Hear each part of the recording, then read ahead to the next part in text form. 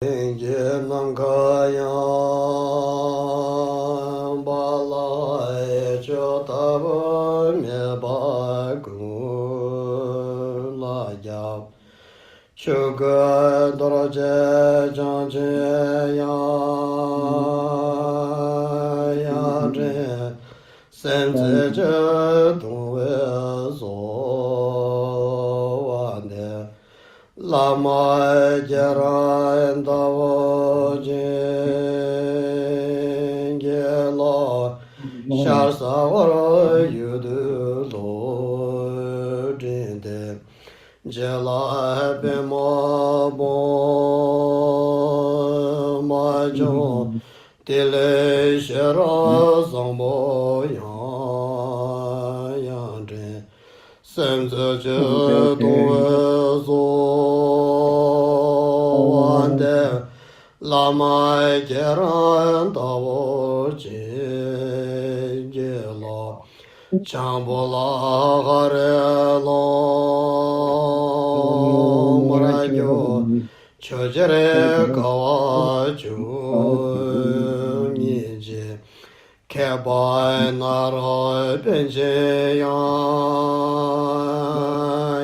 zhe sen tse zhe dong we so wan de lama ge rang dao jin ge lang lao zhou wo long de yun zhong de nian jue jie dang ba bo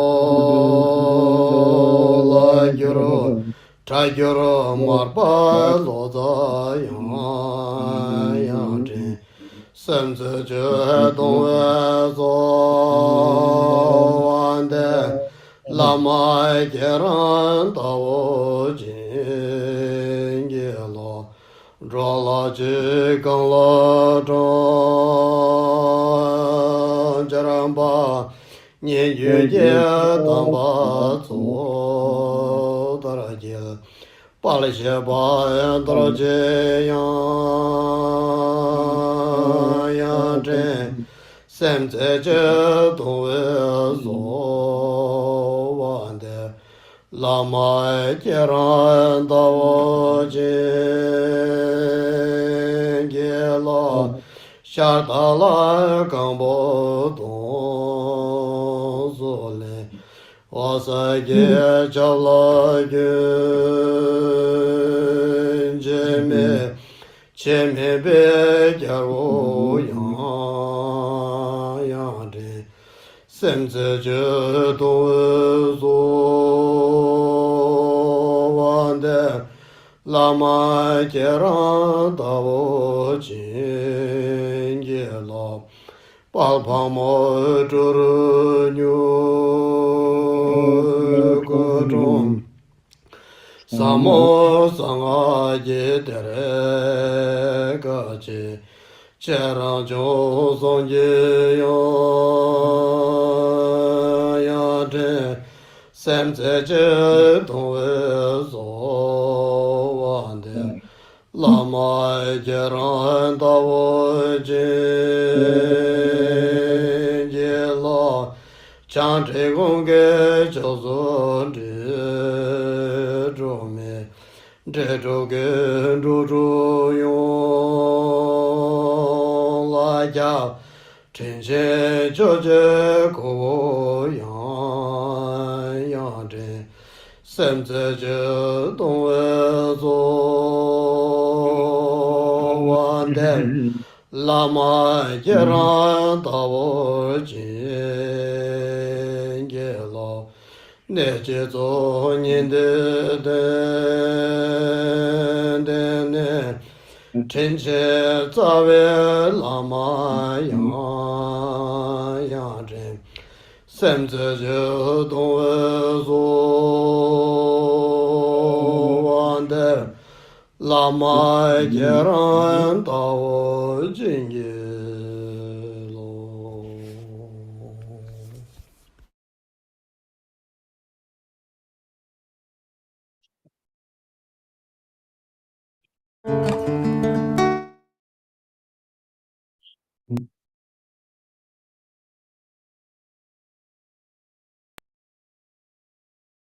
MAHAMUDRA Shablandu Chamdan Jeta Pola Shimbenje Judama Jona Chamlame Urjime Jombe Semondron de la Nendenzo Randu Lagu Jara Pola Shejurmeje tenso mazina makandro korwame debe deyedamje alalan zo lama kushika la mogunje ni mama jarana chela chujume jombe Semogun de la ne de so zemye genongaya pala nando ge tso ma dena kenye ge sakarame trave semedon de la ne de zo zonye yishinro ola Molamje chendara ma chena kondo drivo me jombe shengowa ta nenden so lama jeno balen lama kujanjo tabuka yu yungye zugen Dove tempo tamba lando doje ngada jave jaza katen data ombanda me dorje jang gombon jingba chenpo jeno so debzo doje zonje jinje lobje ngodu nanye tanda za tonye londron jevo zoje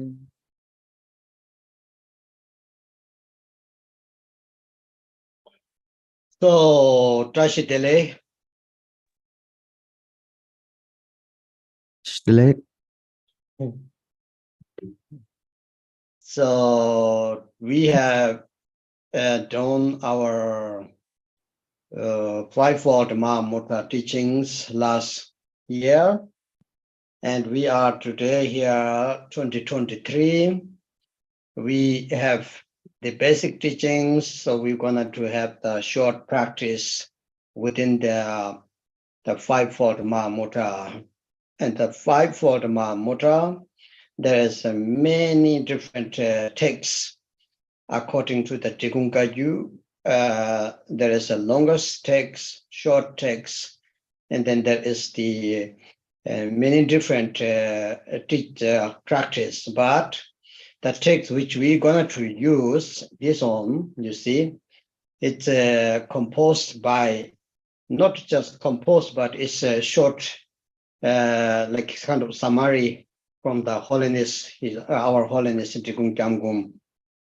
So because he knows we are very, very busy, and so we do not have the time to do the long sadhana, so he made this very short one. So this one now, many people using that. Of course, if anybody have the possibility want to do the longer sadhana, you are always welcome. But this one is now very good because it doesn't mean that you are not doing something lesser than the great texts. So that's why we was thinking to use that. And before that, last time we taught that if there is anybody want to know some questions, and so I have got some questions from Christy, which sent from the, I think, Chinese students. So I will look short, we will look that short, then we will see what comes.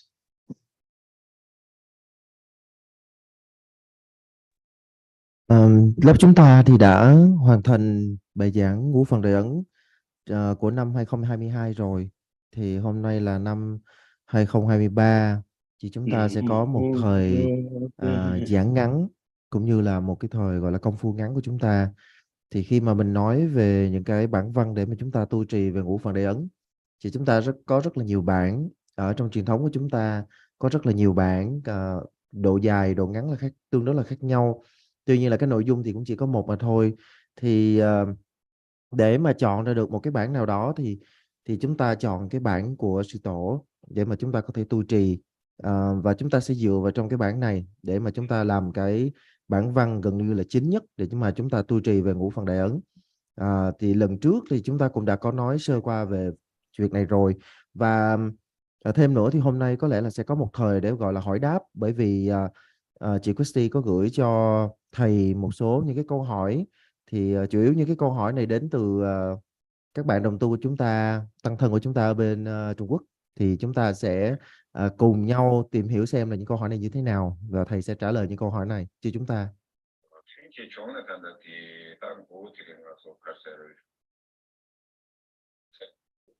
So then, for the questions, where is questions now?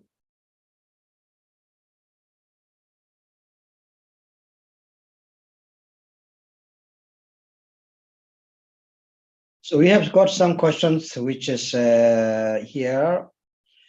How to practice Mahamudra for yogas. So Mahamudra for yoga means the for yogi stage, that which is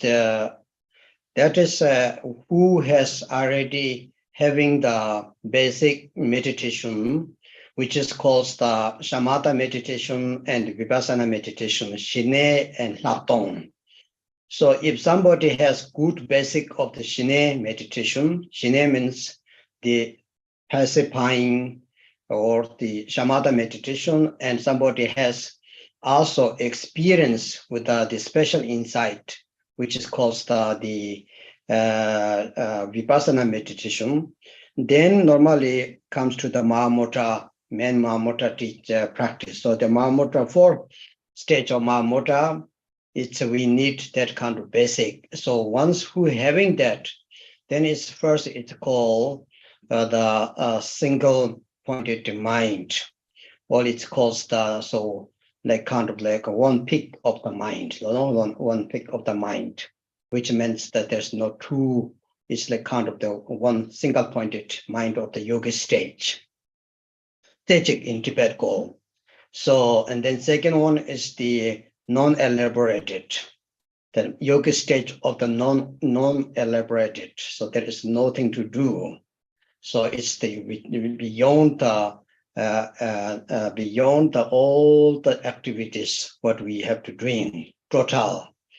So you see nowadays, of course, it's not very easy. Total. Then it's called the single test. The single test means every phenomena, every teaching, every dharma, it's come to the one single test. It does not mean the food, but it's a logic means that everything is same. So that's very difficult to achieve that, because good and bad, if you, for example, even the food, if it's a delicious food or not, is beauty or ugly, attractive or not attractive.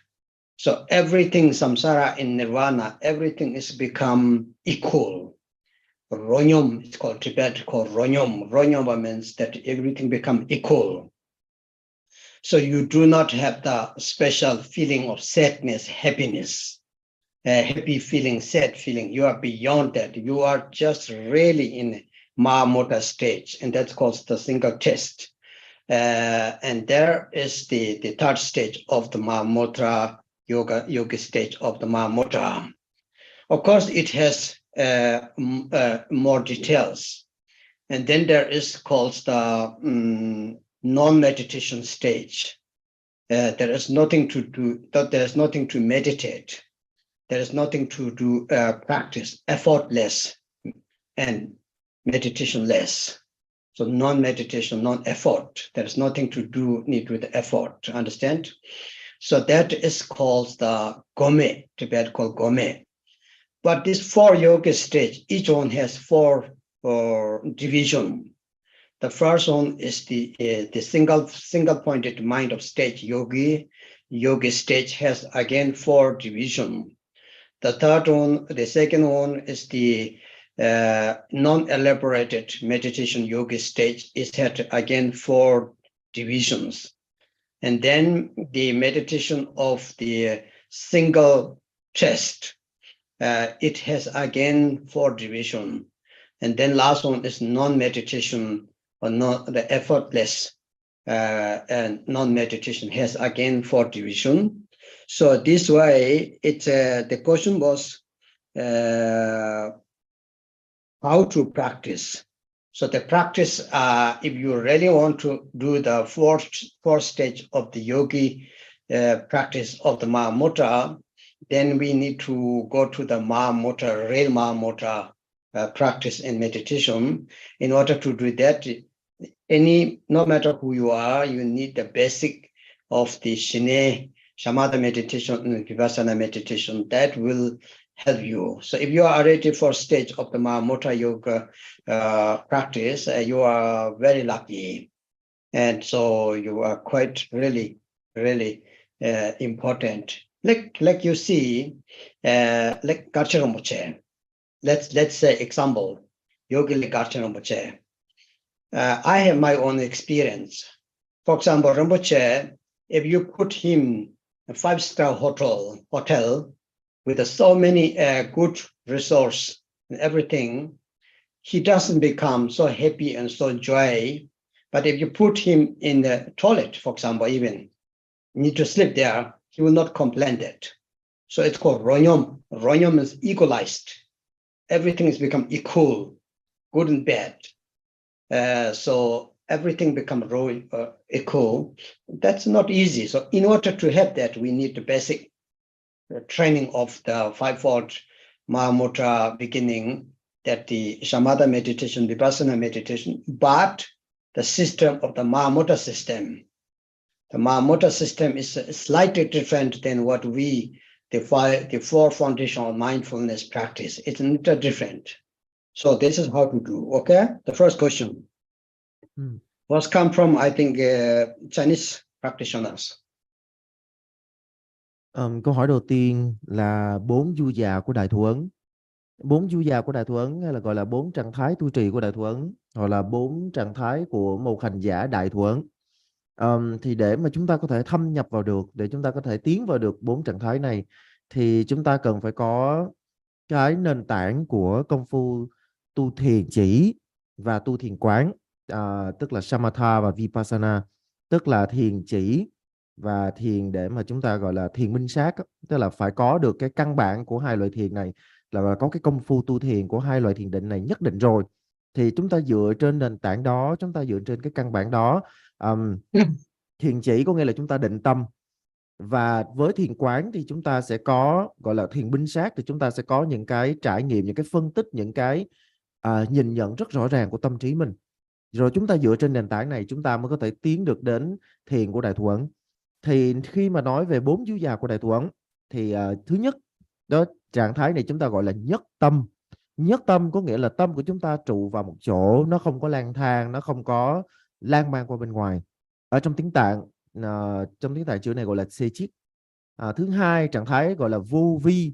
Vô vi có nghĩa là không có gì để tạo tác cả, chúng ta siêu vượt tất cả mọi hành vi, và ở trong tiếng Tạng gọi là chodra. Trạng thái thứ ba được gọi là nhất vị.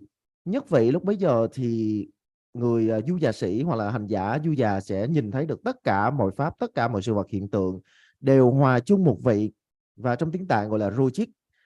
Khi mà mình nghe là một nhất vị thì mình sẽ nghĩ tưởng đến cái vị nếm, nhưng mà thực sự là nó không hoàn toàn là vị nếm, bởi vì cái nhất vị này nó hơi trừu tượng. Khi mà mình nói đến vị nếm của thức ăn thì chúng ta có vị ngon và vị dở. Khi chúng ta nói đến cái vị của các pháp thì chúng ta sẽ có dính mắc và không dính mắc. Thì khi mà chúng ta đã đạt được cái trạng thái được gọi là nhất vị rồi, có nghĩa là tâm của chúng ta nhìn nhận sự vật hiện tượng hoàn toàn bình đẳng, không có gì khiến cho chúng ta quá vui, cũng chẳng có gì khiến cho chúng ta quá buồn. Tất cả các pháp dù như thế nào đi chăng nữa đều có chung một vị, cho nên trạng thái này được gọi là nhất vị. Và trạng thái thứ tư được gọi là vô thiền. Trạng thái vô thiền có nghĩa là chúng ta không có đề mục nào để mà thiền nữa, chúng ta không có đối tượng nào để mà thiền nữa, chúng ta không còn gì để mà dụng công nữa.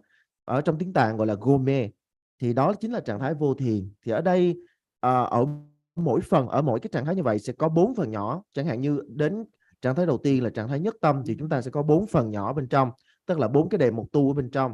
Trạng thái thứ hai, trạng thái vô vi, chúng ta sẽ có 4 đề mục ở bên trong, 4 cái đề mục để tu hành. Và trạng thái thứ ba, trạng thái nhất vị cũng có 4 phần. Trạng thái thứ tư là vô thiền cũng có 4 phần như vậy. Thì cái câu hỏi của đạo hữu ở bên Trung Quốc là làm sao để chúng ta có thể tu trì được 4 trạng thái này. Để mà chúng ta có thể tu trì được 4 du già này thì nhất định là chúng ta còn phải đi theo cái hệ thống gọi là tu thiền của Đại Thủ Ấn. Và cái hệ thống này bắt đầu, cái nền tảng căn bản nhất đó chính là thiền chỉ Samatha và thiền quán Vipassana. Thì thực ra đối với chúng ta thì chúng ta ít nhiều chúng ta đã nghe được về chỉ quán rồi. Và không chỉ như vậy, chúng ta còn có rất là nhiều những cái ân phước lành khi mà chúng ta được nhìn thấy những bậc đại du già sĩ, những bậc đại hành giả ngay trong chính truyền thừa của chúng ta. Chẳng hạn như là Gachen Rinpoche, bản thân của thầy đã có rất nhiều trải nghiệm với Gachen Rinpoche rồi, và có thể khẳng định hoàn toàn 100% rằng là Gachen Rinpoche là một bậc đại hành giả. Cho dù chúng ta đưa Gachen Rinpoche vào một khách sạn 5 sao, đầy đủ tất cả mọi tiện nghi, thì ở trên cái biểu cảm gương mặt của ngài không có gì là quá vui mừng. Và cho dù chúng ta đẩy Rinpoche vào trong một cái toilet rất là tồi tàn đi chăng nữa, thì trên vẻ mặt của Rinpoche không có một chút gì gọi là ưu phiền. Cái trạng thái đó được gọi là rô nhôm. Rô nhôm có nghĩa là tất cả mọi sự đã bình đẳng rồi, gọi là bình đẳng vị rồi. Cho nên là chúng ta phải thấy để đạt được cái trạng thái đó là không hề dễ dàng đối với mình. Cho nên là chúng ta cần phải có những cái căn bản về ngũ phận đại ấn, rồi phải có căn bản về thiền chỉ và thiền quán, thì chúng ta mới có thể dần dần chúng ta tiến được đến 4 du già này. Thì cái hệ thống tu thiền Đại Thủ Ấn nó sẽ hơi khác so với lại những cái hệ thống bình thường mà chúng ta biết, chẳng hạn như là tu thiền chỉ và tu thiền quán. Cái hệ thống Đại Thủ Ấn là nó một cái hệ thống rất là đầy đủ. Okay, so then the second question is, as for the fivefold Mahamudra, does it enter into Rigma level of the body practice? Rigma, I don't know what it does really want to ask it, but fivefold Mahamudra practice does enter into the Rigma level of the body.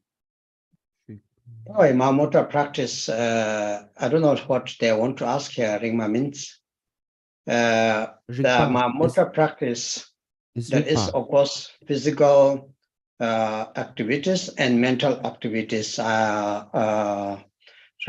Rigpa, maybe Rigpa, right? Rigpa. I think it's Rigpa, yes. So, but Rigpa, if it's Rigpa, then how to... Rigpa, wisdom. The Rigpa, of course, then is same. The Rigpa, Mahamudra practice go through the Rigpa, yes. But it does not mean the body practice. There is no special or the physical with the Rigpa. But Mahamudra practice is same with the Rigpa, means the your naked mind. So, of course, Mahamudra finally, the last introduction of there's 4 introduce of the Mahamudra, it's called 4 appearance of the Mahamudra. The 4 appearance of the Mahamudra, the last one is the appearance of the non-appearance, it's called. So you can call it appearance of the non-appearance, which means the Rigpa, introduction of the Rigpa. And then there is the introduced with the 4 kayas. So within 4 kayas, the last kaya, the Savavika kaya, is also the introduction of your naked mind in the Rigpa kaya. It's called Rigpa kaya.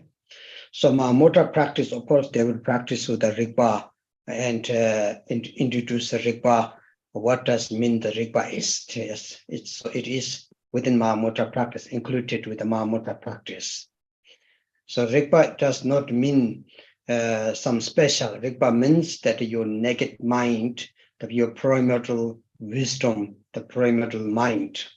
This is Mahamudra. We do not call often Rigpa. We just call is the primordial wisdom on primordial your nature of the mind, but it's included. Câu hỏi thứ hai là ngũ phần đại thừa ấn có liên quan gì đến bản giác của mình hay không, có liên quan gì đến tánh giác của mình hay không. Nhưng mà ở trong cái câu hỏi thì có hơi dư ra một chỗ là bản giác của thân hoặc là tánh giác của thân.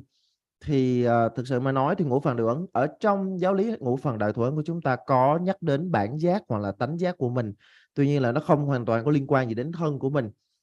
Khi chúng ta tìm hiểu về đại thừa ấn thì chúng ta sẽ thấy là có cái sự liên hệ đến bản giác hoặc là tánh giác. Khi mà chúng ta tìm hiểu về 4 tướng trạng của đại thừa ấn thì có một cái tướng trạng được gọi là vô tướng. Vô tướng thì ở cái tướng trạng được gọi là vô tướng này, đó chính là cái cửa ngõ để mà vị thầy sẽ giới thiệu chúng ta vào trong cái tánh giác của mình và trong bản giác của mình, và từ đó chúng ta cũng có thể tìm hiểu được hơn về 4 thân Phật của mình. 4 thân Phật của chúng ta là có cái thân cuối cùng được gọi là thể tánh thân, hoặc là đôi khi chúng ta còn có thể gọi là bản giác thân hoặc là tánh giác thân.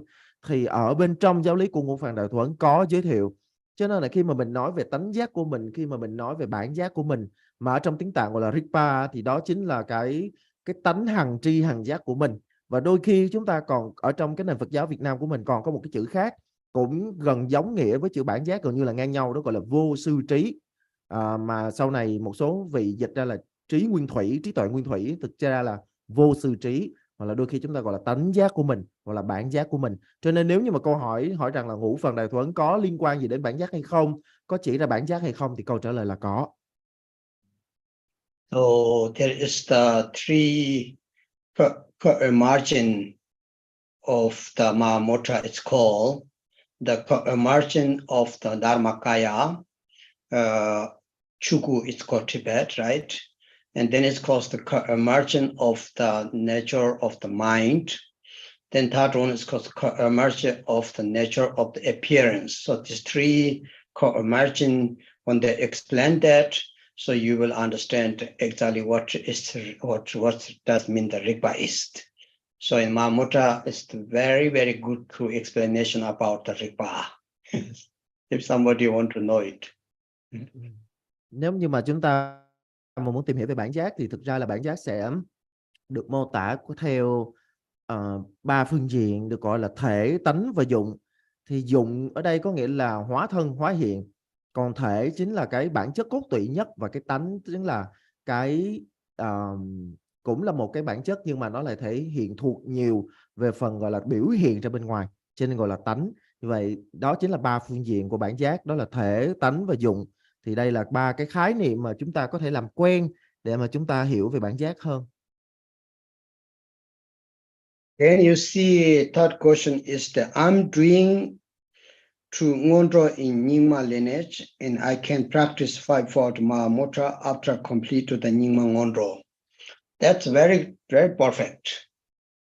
The Ngondro, the 4 Ngondros, the 4 common Ngondros, 4 uncommon Ngondros are not different. So if you're doing Nyingma or different, it doesn't matter. The refuge and prostration, Vachasato mantra, mandala offering, and also the Guru Yoga. And then before that, the 4 thoughts, impermanent, the prejudice of human life, impermanent, causes effect, and samsara, suffering of samsara, it's exactly same. After that, you can also practice the fivefold Mahamudra, or if somebody is doing Kaju Ngondro, is same Ngondro, then after that we start fivefold Mahamudra. So it's not really different with the Ngondro. So this question is, yes, you can do it. After the completing Ngondro, and you can enter the fivefold Mahamudra. Fivefold Mahamudra, hopefully you understand, we teach lots. So it start after the finish the basic Ngondro normally. So we can start with the bodhicitta, and then idam practice, and then the Lama devotion and Mahamudra and dedication. So that's no problem. That's perfectly okay. Câu hỏi thứ 3 là hiện tại thì con đang tu pháp môn gọi là pháp môn nhập môn, pháp tu nhập môn của dòng Nyingma. Thì không biết là sau khi mà hoàn tất cái Ngondro này, tức là pháp mà nhập môn, thì con có thể tu ngũ phần đại thừa hay không? Thì câu trả lời của thầy là điều đó rất là tốt, nó quá là tốt đi. Tại vì ở chúng ta thấy rằng là khi mà chúng ta nói về các cái hệ thống tu gọi là pháp nhập môn hay là Ngondro, thì thực ra bất kỳ một dòng nào thì cũng sẽ có 4 cái phần gọi là ngoại ngôn rô, tức là ngoại nhập môn, và 4 phần gọi là nội nhập môn, tức là ngoại ngôn rô và nội ngôn rô, tức là 4 phần phổ thông và 4 phần chuyên biệt. Và thực ra bất cứ một dòng nào cũng tương đồng hết. Chúng ta thấy là ban đầu lúc nào chúng ta cũng phải là 4 niệm chuyển tâm, là thân người quý báu, mọi sự vô thường, luân hồi thống khổ, nhân quả không sai.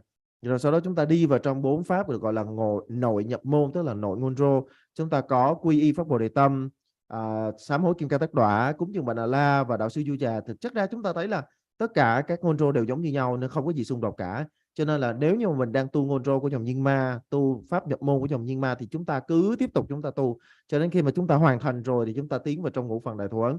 Như là thầy đã từng nói trước đây thì ngũ phần đại thủ ấn thường chính là cái phần mà sau khi mà các thầy đã hoàn thành xong ngôn rô thì các thầy sẽ tiến vào trong ngũ phần đại thủ ấn, tức là tìm hiểu về Bồ Đề Tâm đại thủ ấn, Bổn Tôn Du Già đại thủ ấn, đạo sư Du Già đại thủ ấn, rồi đại thủ ấn, rồi hồi hướng đại thủ ấn, vân vân. Tức là cái việc mà chúng ta tu ngôn rô xong, cho dù chúng ta tu ngôn rô của dòng nào đi chăng nữa, thì sau đó chúng ta hoàn toàn có thể tu trì ngũ phần đại thủ ấn. Điều đó rất là tuyệt vời. And then fourth question was after listening the teaching, how to practice gradually. So that we will do today with this short sadhana. Sorry, I cannot get it. So the fourth question was after the listen to the teaching, how to practice. So gradually, how to practice. So this we will read today the short sadhana together, how to do practice. Câu hỏi thứ tư là sau khi mà nghe giảng rồi thì chúng ta làm sao để chúng ta có thể tiếp tục cái công phu tu tập của mình. Thì hôm nay thì thầy sẽ cùng với chúng ta cái bản tu trì ngắn, và sau này thì chúng ta cứ lấy đó làm chúng ta làm cái chuẩn để mà chúng ta tu tập theo. And then there's please guide us for Chalung, Tikle, and fivefold Mahamudra practice. So the Chalung course we will start next few months after, and there will be first channel and chakra and wind, which means Chalung practice. Then Bindu practice will come then afterwards if you are good practitioner.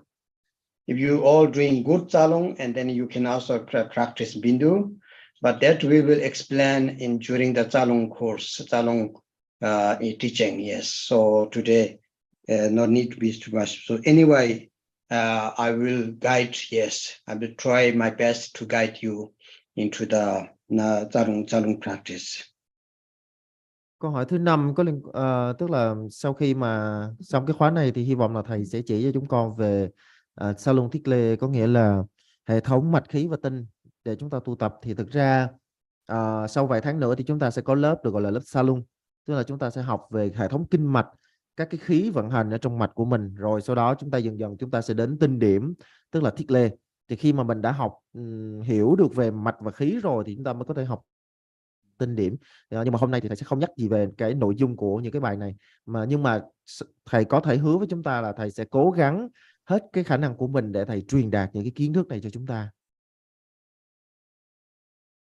Then there's do we have to find root lama from actual life, or can I take lamas such as Milarepa as root lama? So they ask like that. So founding the root lama, so you don't need to be worried too much about that, and to do not stress yourself the founding root lama, just to study practice now. So if you have the root lama, it's very good. If you have not root lama, which lineage you practice, the lineage holder, you just take as root lama at moment. The lama which is passed away, like Milarepa, and the great practitioners like Marpa, all these things. So it will not be a root lama. Of course, lineage must. Root lama means the real root lama means who can instruct it or introduce your nature of mind. That who guide you the complete Mahamudra, Pakayuba, which means Mahamudra and Naro Yoga. So that will be, you don't need to worry that, you don't need to stress yourself. You don't need to hurry up.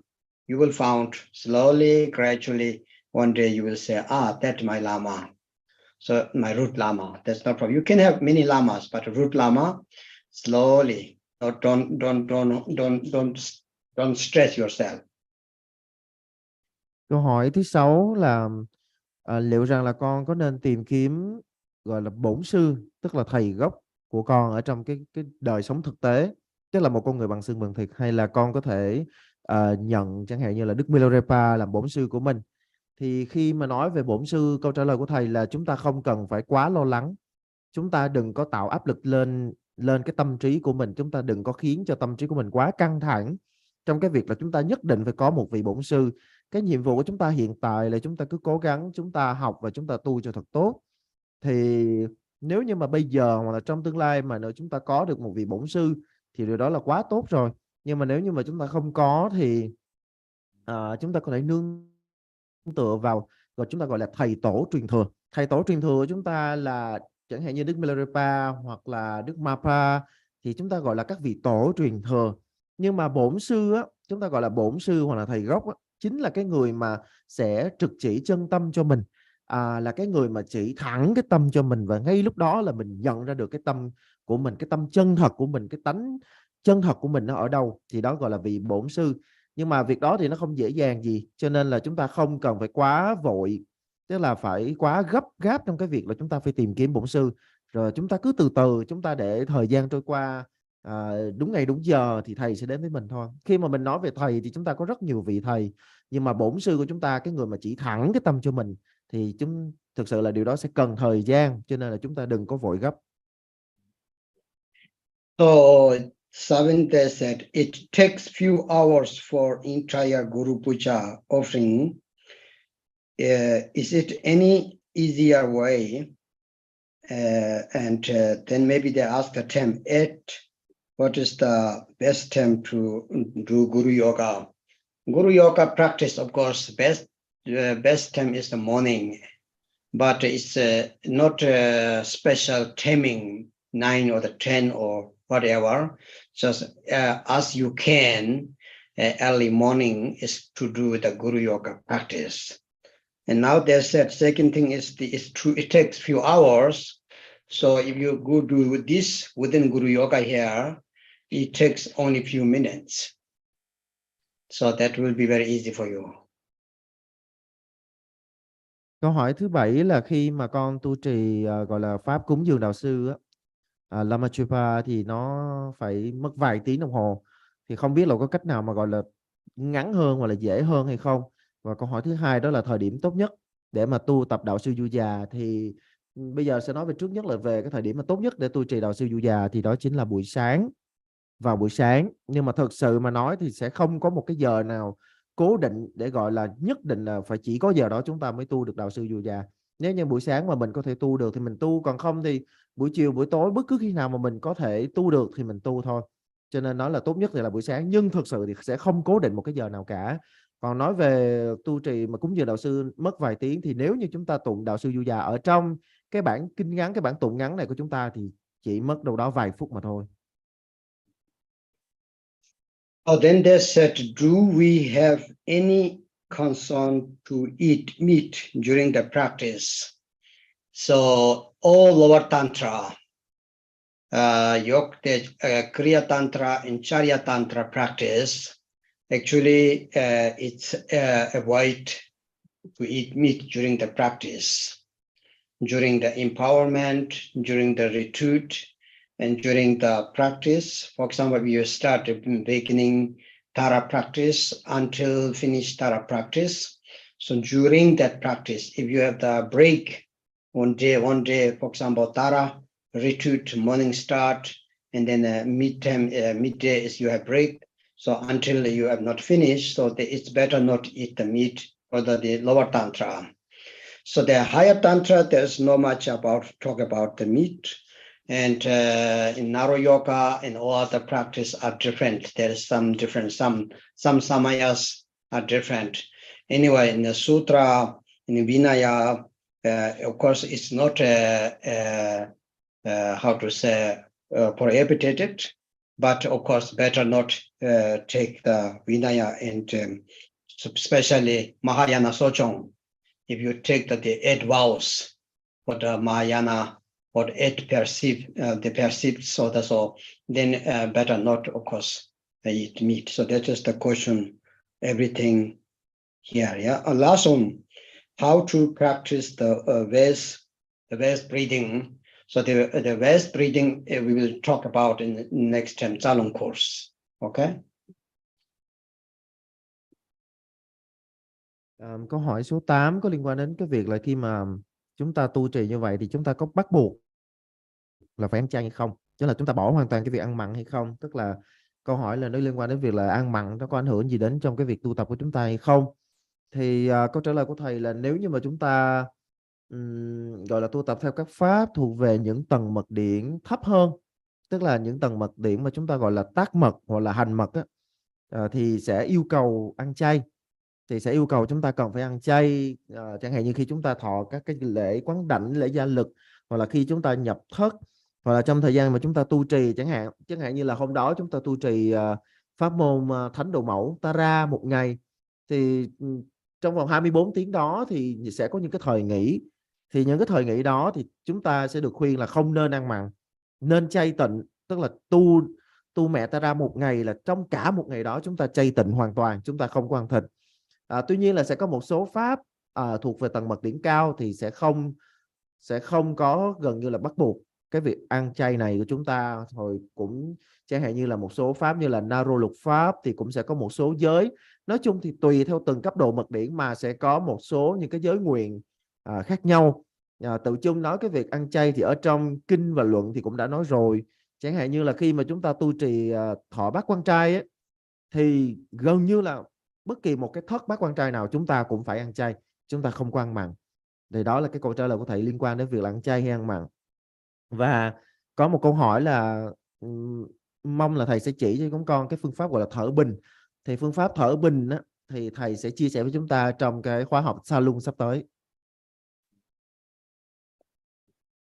Oh, there is last question comes recently many our Dharma friends join some other spiritual groups like energy source group yogas.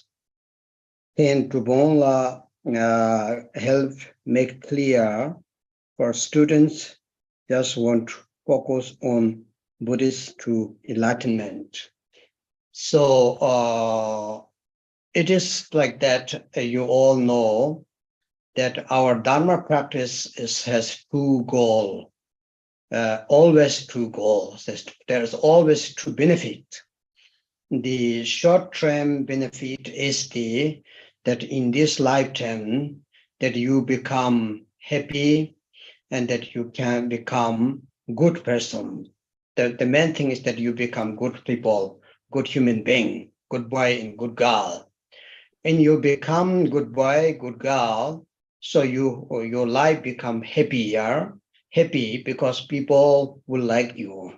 People will gradually, or many people will support you, and you can help other people through the Buddha Dharma. That is called the Nekap Dewa. Nekap means in short period. In short period, Dewa means that happy and joy become within Dharma practice. Okay? And long term, it's called Tatuki Nekap Pemba. Nekap Pemba is called Pemba means, so it helps you. It helps you and that it makes you happy and you are satisfied. That is called in this short period. For the long period, it's called Tatuki Dewa means to our main goal is to really to achieve Buddhahood, to become enlightenment. This is very important because no matter what, how become you rich, how become you powerful, how become you beautiful, everything changes 1 second sometimes. Everything changes 1 minute even. So there is no guarantee that you become happy and forever. There's no guarantee. Long-lasting happiness, long-lasting joy, it's very, very difficult. So that means the long-lasting happiness long-lasting joyfulness, long-lasting to have all sentient beings, we have to achieve the Buddhahood, or which calls the enlightenment. That is the longer term or longer period our goal or our wish in our main practice. So this is very, very important to know first what is the main goal in Buddhism, right? And knowing that, now come to the practice, which is very important to be focused that what you are practicing, which lineage you belong to, and which practice you are already doing that. If you change that term to term, or if you or like kind of switch on and switch off different practice, life is not so, how to say, life is very uncertainty. So we will not achieve anything our life that will be not so good. That will be very pity with the practice. So that's why the best thing is that if you stay what you are doing the practice, you will achieve everything what you wish within that practice. It's a very, very sure. In short period, long period, both you will be to fulfill your wish. There is no doubt. The problem is we change continually. We change, then it will be always changing within our life system also, life condition, I mean. So that's why it's very, very important to have the focus, the practice what you have received, practice what you're doing, where you took the refuge and where you took the lineage. So to speak on it and practice, you will have really, really beautiful result. If you don't do that, and then sometimes we can be lost. So that's why it's very, very important. First you translate that one. Ok. Thì có câu hỏi là gần đây có rất là nhiều bạn đạo của con đã tham gia vào trong những cái nhóm gọi là cũng gọi là nhóm tu tập ấy, chẳng hạn như là năng lượng gốc rồi vân vân. Thì không biết là thầy có thể làm rõ cho những cái người mà họ chỉ muốn tập trung tu Phật để mà chứng đạo thôi, chứ là giống như là Đức Phật thôi. Thì thực sự mà nói thì chúng ta tu Phật á, thì chúng ta phải hiểu là mình sẽ tu bởi hai cái mục tiêu, hoặc là mình có hai cái sự lợi lạc khi mà mình tu trì trên cái con đường của Đức Phật. Tức là về mặt ngắn hạn, thứ nhất là về mặt ngắn hạn thì ở ngay trong đời này chúng ta sẽ được an vui, chúng ta trở thành những người tốt, chúng ta trở thành những quý ông quý bà mà sống một cái cuộc đời rất là thiện lành, rất là tốt đẹp. Mà chúng ta biết rồi, những cái người mà thiện lành tốt đẹp á, thì sẽ được những người khác họ yêu thương, họ kính trọng, và họ lúc nào họ cũng muốn gần với mình, bởi vì mình phát ra cái năng lượng đó. Thì đó chính là cái mục tiêu ngắn hạn, đó chính là cái lợi ích ngắn hạn mà chúng ta có thể gặt hái được, tức là để cho chúng ta an lạc và chúng ta có thể lan tỏa một phần nào đó cái an lạc của mình với người khác. Tuy nhiên là chúng ta còn có một mục tiêu thứ hai, hoặc là cái lợi ích thứ hai, đây là lợi ích về lâu dài, tức là chúng ta phải chứng thành Phật đạo, hay nói cách khác là chúng ta phải trở thành một vị Phật. Chúng ta cần phải ý thức được là không luận là chúng ta xuất thân hoặc là chúng ta đang ở trong tình cảnh như thế nào, cho dù chúng ta giàu hay là chúng ta nghèo, thì từng giây từng phút nó đều ẩn chứa những cái sự thay đổi cả. Và không có một ai có thể khẳng định được là cái giây phút tiếp theo đây thì chuyện gì nó sẽ diễn ra. Cho nên cái mục tiêu của chúng ta ở đây đó chính là an lạc, nhưng mà phải an lạc dài lâu, an lạc không còn thoái chuyển nữa, và làm sao cho bản thân chúng ta và những người khác, những hữu tình khác có thể an lạc dài lâu như vậy. Thì để làm được điều đó chúng ta cần phải thành Phật. Thì đây chính là mục tiêu lâu dài hay là mục tiêu rốt ráo của chúng ta. Cho nên mục tiêu tu Phật sẽ có hai phần như thế. Chúng ta cần phải xác định rõ cái mục tiêu của mình, xác định rõ dòng truyền và tổ thầy của mình, xác định rõ bổn sư của mình. Còn nếu mà chúng ta cứ hôm nay thế này mai thế khác, cứ rày đây mai đó, lúc thế này khi thế khác, thì chúng ta phải thấy là cái cuộc đời này là cuộc đời vô thường mà. Nó sẽ không như thế mãi. Mình nếu như chúng ta trong cái cuộc đời vô thường mà chúng ta lại còn chạy chỗ này chỗ kia, chúng ta không có cố định nơi nào, chúng ta không kiên định ở nơi nào, thì chúng ta sẽ không thể nào gặt hái được bất cứ một thành quả nào. Và do đó cái lời khuyên của thầy ở đây là chúng ta cần phải kiên định với cái con đường của mình đi. có như vậy thì chúng ta mới có thể hy vọng chúng ta thu hoạch được hai mục tiêu mà thầy vừa đề cập, và chúng ta sẽ đạt được điều đó mà không cần phải nghi ngờ gì cả. Còn nếu như mà chúng ta cứ bay nhảy chỗ này chỗ kia, hôm nay thì thế này, ngày mai thì thế khác, thì sẽ rất là vô ích, sẽ rất là mất thời giờ của chúng ta. Cho nên khi mà chúng ta tu ở đâu thì chúng ta phải kiên định, quy y nơi nào chí thành nơi đó, tu học nơi nào chí thú nơi đó, thì chúng ta gọi là kiên định với con đường của mình đã đi. Và chỉ có kiên định với con đường của mình đã đi thì chúng ta mới có thể gặt hái được hai cái thành tựu đó thôi.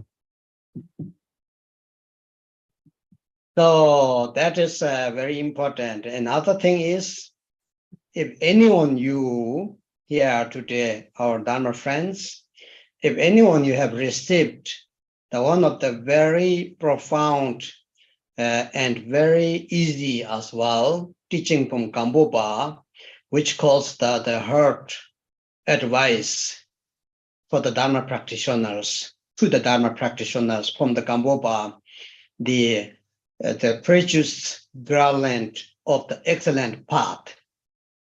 Many of you know that. It has translated into Russian, English, Chinese, and so it's quite famous. And this is not big, small book from the Gambopa, right? So Dharma Lord Gambopa said, in future, those people who don't meet me physically, face to face, but I will live here exactly, there's no single different than you meeting the real Gambopa himself, the face to face, physically meeting Gambopa. There's no different. So he lived the two books. The one book, you know, the jewel ornament of liberation. That's quite complicated. Not that easy for the beginners, practitioners, right? Because it's explained entire of the Dharma practice according to the Mahayana. The second one is very small one, like this almost short one, which is the ecstatic, precious garland, excellent path. Lamchok Rinchen Tingma. The excellent path, the path which is very excellent, very correct, no mistaken. So that Gambopa explained. So there he said, sometimes appears, he doesn't say it's fake master, but sometimes like kind of like, how to call, wandering. So wanderings comes. Some masters, some yogis, they say, I have this energy, I have this healing, I have these powers. And we believe very much because we are human, you know, we believe that. And when we believe that, in short period, some months, few weeks, it helps also. We feel that help. We thought it's really healing, but it will not long lasting. We have seen whole historical what happened from Indian yogis, many different Taoisms, Tao systems. The good ones good, but there is always something come. It doesn't mean the person is bad, but there is some intentions comes, and it's very dangerous. Actually, it's more dangerous than taking the wrong medicine. It is more dangerous than going through the non-Buddhist, because it will explain spiritual path. They will call it spiritual path and spiritual development, something like that. So I have lots of people I met, and they will lost, take maybe 1 year, or maybe sometimes if it's lucky, maybe 2 years, okay, then you lost everything. So you have paid lots of money, you have paid lots of energy, you have paid lots of time, and you won't practice your real precious practice, you didn't practice very well, and that become very sad people. I have many students also like come like that. There was sometimes go here in Europe, there was one guy called himself, I am Pemasambhava, long time ago. And now some people also coming, and the people love it. People crazy. A real holiness of great Lama come, you have maybe 300 people, but that guy maybe have 1,000 people. So people are very much, how to call, like confused. And so that can be very dangerous. So I think you guys not doing like that because you have received many good teachers, many great masters. So you all become very good, isn't it? So if you are like this, that's why it's called the great Nyingma master Patu Rinpoche said. Then if you people follow like that, then it's like hungry dog. The hungry dogs run where you get only food. Doesn't think about the next days. Understand? So we should not do like that. First thing is very important to have clear, authentic master. There is three knowledge you need to found the Lama, as I told last time. What Lama care? The first you have to check. You have to be intelligent, wise to check your Lama, to found the right Lama. Understand? It's not only root Lama. That means to authentic lineage, authentic master, authentic teacher who has learned, who has experience, who has the lineage. Without lineage, Buddhists never accepted anything. It's very, very complicated. So lineage is very important, understand? Second thing is called the Bad Lama Tena care. Second thing, you need the knowledge, you need to have the wise, you have to be very wise how to be with the Lama, how to handle with your teacher. It's not very easy, some Lamas, really. So Bad Lama Tena care, how to be with that teacher. How do I get knowledge from him?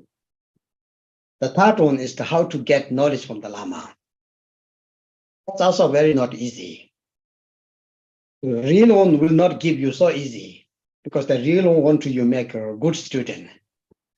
There's not real one will give you everything right from beginning because they want to have only short period relationship with you and want to get some money, some power, and some names, some fames, that all. They will teach you Dzogchen before taking refuge. They will levitate you, trying to levitate you just today. There's different goal. So please, if you have the text, the precious garland of the excellent path, Kambupa, very short. And there's 10 groups, 10, he put the verses, 10 group each one. So there you can find very good path. This is what I want to say, one thing. Second thing is, I told you beginning, don't mix with our Dharma practice. Future, when I teach Tsalung also, please, from bottom of my heart, I will put my hands together. Don't mix. We are not cooking food. So we don't put too much, spices. So that's why if you stay lineage, if you learn other things, it no matter, you can learn, but don't mix together. It doesn't work. So if you learn narrow yoga, you stay narrow yoga, you can have other yoga as well, no problem, but don't mix. If you practice 5-word Mahamudra and Mahamudra practice, you can practice that, but you can also practice others, it's okay, but do not mix this practice together one moment. Understand me? So if you do that, you become a really good practitioner. So be very careful nowadays. It was beginning, the scientists, beginning, middle, end of the 60s had lots of people come like this. And people really want with some Indian sadhus and yogis, and they become hippie time, right? So then it stopped because of, I think, one reason is good teachers come, such as Dilgo Chenja Rinpoche, such as so like Great Master, Holiness, and so on. So they really settle down. But now again, there is some esoteric it's called coming. So you have to be very careful because I have this experience. So anyway, our lineage students, if you want to become good practitioner, do not mix. You can listen, you can practice also. You can take have some sadhanas, no problem, but do not mix it, so that you become really clear that finally we have the possibility to get enlightenment in this very single lifetime. Don't give up your hope. Don't give up your wish. You can make it, really. I will try also. We will make together. Really. To go to see Marpa, isn't it? Samsara is enough. This samsara nitty-gritty things, my God, it's enough now. Whatever you do, something falls, isn't it? Whatever you do, something is going wrong. It's called samsara, my dear. So now we make effort. We will make it. If we make that, we make our Lama happy. We call it that. The great masters, the gold and stone is equal for them. So if you offering the whole universal food and the gold to the Lama, he will not be too much like a priest for the happy. But if you offer your Dharma practice, I did this, I did that, I did not lying. He does not dambicho. What they wish you want to become practitioner. They really don't want to wish that you become rich. You will bring Mercedes car, I don't know, Rolex, not like this. Not their wish. They wish that you become good practitioner. So Naropa told Marpa, you know, Marpa offered the gold, and Naropa he threw away. Marpa said, oh my God, don't do this. I bring from Tibet. He said, you see, if I put my feet like this in this area, the area where I stay become gold. Can do that. I had this magic. So you become like this way. So that's why please don't mix. You will not have problem in your life. Don't worry. We have Zabala. What better man need? Zabala is very rich. He can share everything with you if you really hard generated bodhicitta. Do naga puja sometimes if you have problem with the prosperity, like business. Do 10 to 10 naga, 10 to 10 zambala, and generate bodhicitta, practice generosity. I will tell you, life is beautiful. And finally, we will go together, enlightenment. But we have to practice for that. So that's why this question, the question comes here. This is what I want to say, yes. So in future, Zalung also, if you want to attend my Zalung course in English, so please don't mix. There is no higher energy than Zalung if you really practice. Zalung means Naro Yoga, I mean. So who can get better than Naropa? Because we have not, isn't it? So this is what I question for that, okay?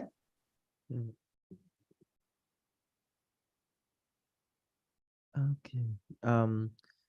Nếu như mà bất kỳ ai trong chúng ta ở đây, bất kỳ một đạo hữu nào mà đã có thể tìm hiểu qua những giáo lý của Đức Gampopa, thì Đức Gampopa ngài có những cái giáo lý được gọi là tâm huấn, và một trong những giáo lý đó có tên là Thắng Đạo Bảo Tràng.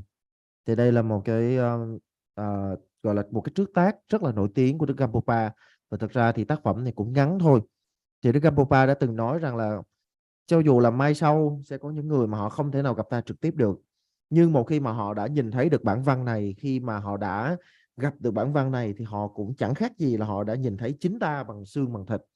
Thì Đức Gampopa để lại cho cuộc đời có hai cái trước tác được gọi là tâm huấn như vậy. Cái trước tác đầu tiên được gọi là Bảo Châu Giải Thoát.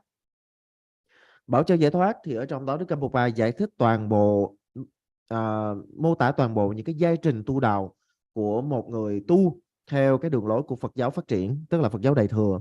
Và tác phẩm thứ hai là Thắng Đạo Bảo Tràng. Thắng đạo có nghĩa là con đường cao thượng không có sai lầm. Thì ở trong những cái tác phẩm như vậy, Đức Gampopa đã có đôi lần ngài nhắc đến những cái hiện tượng mà chúng ta gọi là sau này chúng ta thấy rất là rõ. Tức là Ngài nói là đôi khi sẽ có những người mà họ đến và họ tuyên truyền với chúng ta rằng là họ đã thành tựu thế này, họ đã thành tựu thế kia, họ có sức thần thông thế này, họ có sức thần thông thế kia, họ có thể truyền năng lượng cho chúng ta. Thì đối với người phàm chúng ta thì chúng ta có thể cảm nhận được cái năng lượng đó khi mà họ truyền vào trong cơ thể của mình. Nhưng mà có một điều chúng ta lại quên rằng là cái dòng năng lượng đó chúng ta vay mượn của người khác. Mà cái dòng năng lượng chúng ta vay mượn của người khác thì nó sẽ không thể nào nó bền bỉ được, nó không thể nào nó vững chắc được. Cho nên là ở trong lịch sử đã chứng minh rất là nhiều những trường hợp như vậy rồi. Có những cái trường hợp của những cái vị mà chúng ta gọi là ở những cái tôn giáo khác, họ tu họ hướng nhiều vào cái phần gọi là phần năng lượng, công lực, pháp lực rồi vân vân. Rồi họ cho chúng ta, nhưng mà rồi theo thời gian thì những cái đó nó không ở lại lâu bền với chúng ta được. Thực ra thầy nói những điều đó không có nghĩa rằng là thầy chê bai những người mà họ truyền cái năng lượng cho chúng ta, không có nghĩa là họ tệ. Nhưng mà cái mấu chốt ở đây là chúng ta phải hết sức chọn lọc. Bởi vì cái việc mà chúng ta nhận cái dòng năng lượng của người khác nó có thể gọi là rất nguy hiểm. Thực ra mà nói thì chúng ta bị bệnh chúng ta không có sợ, mà chúng ta sợ nhất là chúng ta uống nhầm thuốc. Tức là bác sĩ mà chẩn đoán sai, cho chúng ta nhầm thuốc chúng ta uống vào, thì cái đó là cái mà sợ nhất chứ không phải là bị bệnh. Cho nên là thầy đã biết có rất là nhiều người mà họ trong 1-2 năm đầu khi họ theo những cái trường phái như vậy thì họ có vẻ là ổn, tức là họ nhận cái năng lượng từ thầy này thầy kia thì có vẻ rất là ổn, nhưng mà sau đó thì họ mất hết, họ mất sạch, và thậm chí là họ còn gia sản rồi các thứ họ nó đi theo luôn nữa. Cho nên là khi mà chúng ta là người tu Phật thì chúng ta cần phải có ý thức rất rõ về điểm này, chứ nếu không thì chúng ta sẽ lãnh những cái hậu quả rất là nghiêm trọng. Ở châu Âu thầy nhớ hồi trước, ở châu Âu cũng lâu rồi, có một cái ông tự xưng ông là hóa thân của Đức Liên Hoa Sinh. Thì nghe thì cảm thấy rất là kỳ lạ, như vậy mà có rất là nhiều người lại đi tin theo cái người đó. Chẳng hạn như là có những vị mà những bậc chân sư, những bậc chân tu, các vị hành đạo ở trong đời, các vị chỉ có vài trăm người đệ tử thôi, nhưng mà cái ông mà tự xưng là hóa thân của Đức Liên Hoa Sinh thì ông có tới hàng ngàn đệ tử. Mà rất là đáng buồn là thực sự là ai cũng mê mờ hết, như vậy có phải chết không? Cho nên là chúng ta phải hiểu và ý thức được là chúng ta đã có phước, chúng ta gặp rất là nhiều những bậc thánh giả ở trong truyền thống của chúng ta, thì chúng ta còn đi tìm cầu ở đâu nữa? Ngay trong cái dòng cái truyền thừa của mình đã có rất là nhiều bậc thánh rồi, rất là nhiều vị Phật rồi, chúng ta còn đi tìm ở đâu nữa? Patrul Rinpoche mô tả cái trạng thái của những người mà nay thế này mai thế kia là giống như là những con chó đói, những con chó bị đói. Và Patrul Rinpoche, bậc đại sư của truyền thống Myanmar Ma đã nói rằng là con chó mà nó đói thì nó chỉ có cắm đầu vào đồ ăn thôi, chỗ nào có đồ ăn thì nó cứ cắm đầu vào chỗ đó thôi, chứ nó không hề nó ngẩng lên và nó nhìn vào ngày mai. Cho nên là rất mong là chúng ta đừng có nên như vậy. Cho nên là thầy đã từng có nhắc vào cho chúng ta những cái đặc điểm, chẳng hạn như là 3 cái điểm trọng tâm để chúng ta có thể kiểm tra bậc thầy. Chẳng hạn như là đầu tiên là bậc thầy đó phải có một cái truyền thừa chánh tông, tức là phải có một dòng truyền thừa không gián đoạn. Một cái dòng cái yếu tố truyền thừa là một cái yếu tố cực kỳ quan trọng. Không có một bậc thầy nào truyền pháp nếu như vị đó không có truyền thừa. Tại vị đó không có truyền thừa, không có truyền thừa thì làm sao mà có thể truyền pháp được? Cái mạch pháp nó đã ngắt rồi thì lấy đâu mà truyền? Cho nên là điều đó rất là quan trọng. Và thứ hai là chúng ta cần phải học với một bậc thầy uyên bác chẳng hạn. Mà để học với một bậc thầy uyên bác thì bản thân chúng ta cũng phải là những người có trí tuệ nữa, để chúng ta có thể gọi là khai thác được cái sự uyên bác của bậc thầy.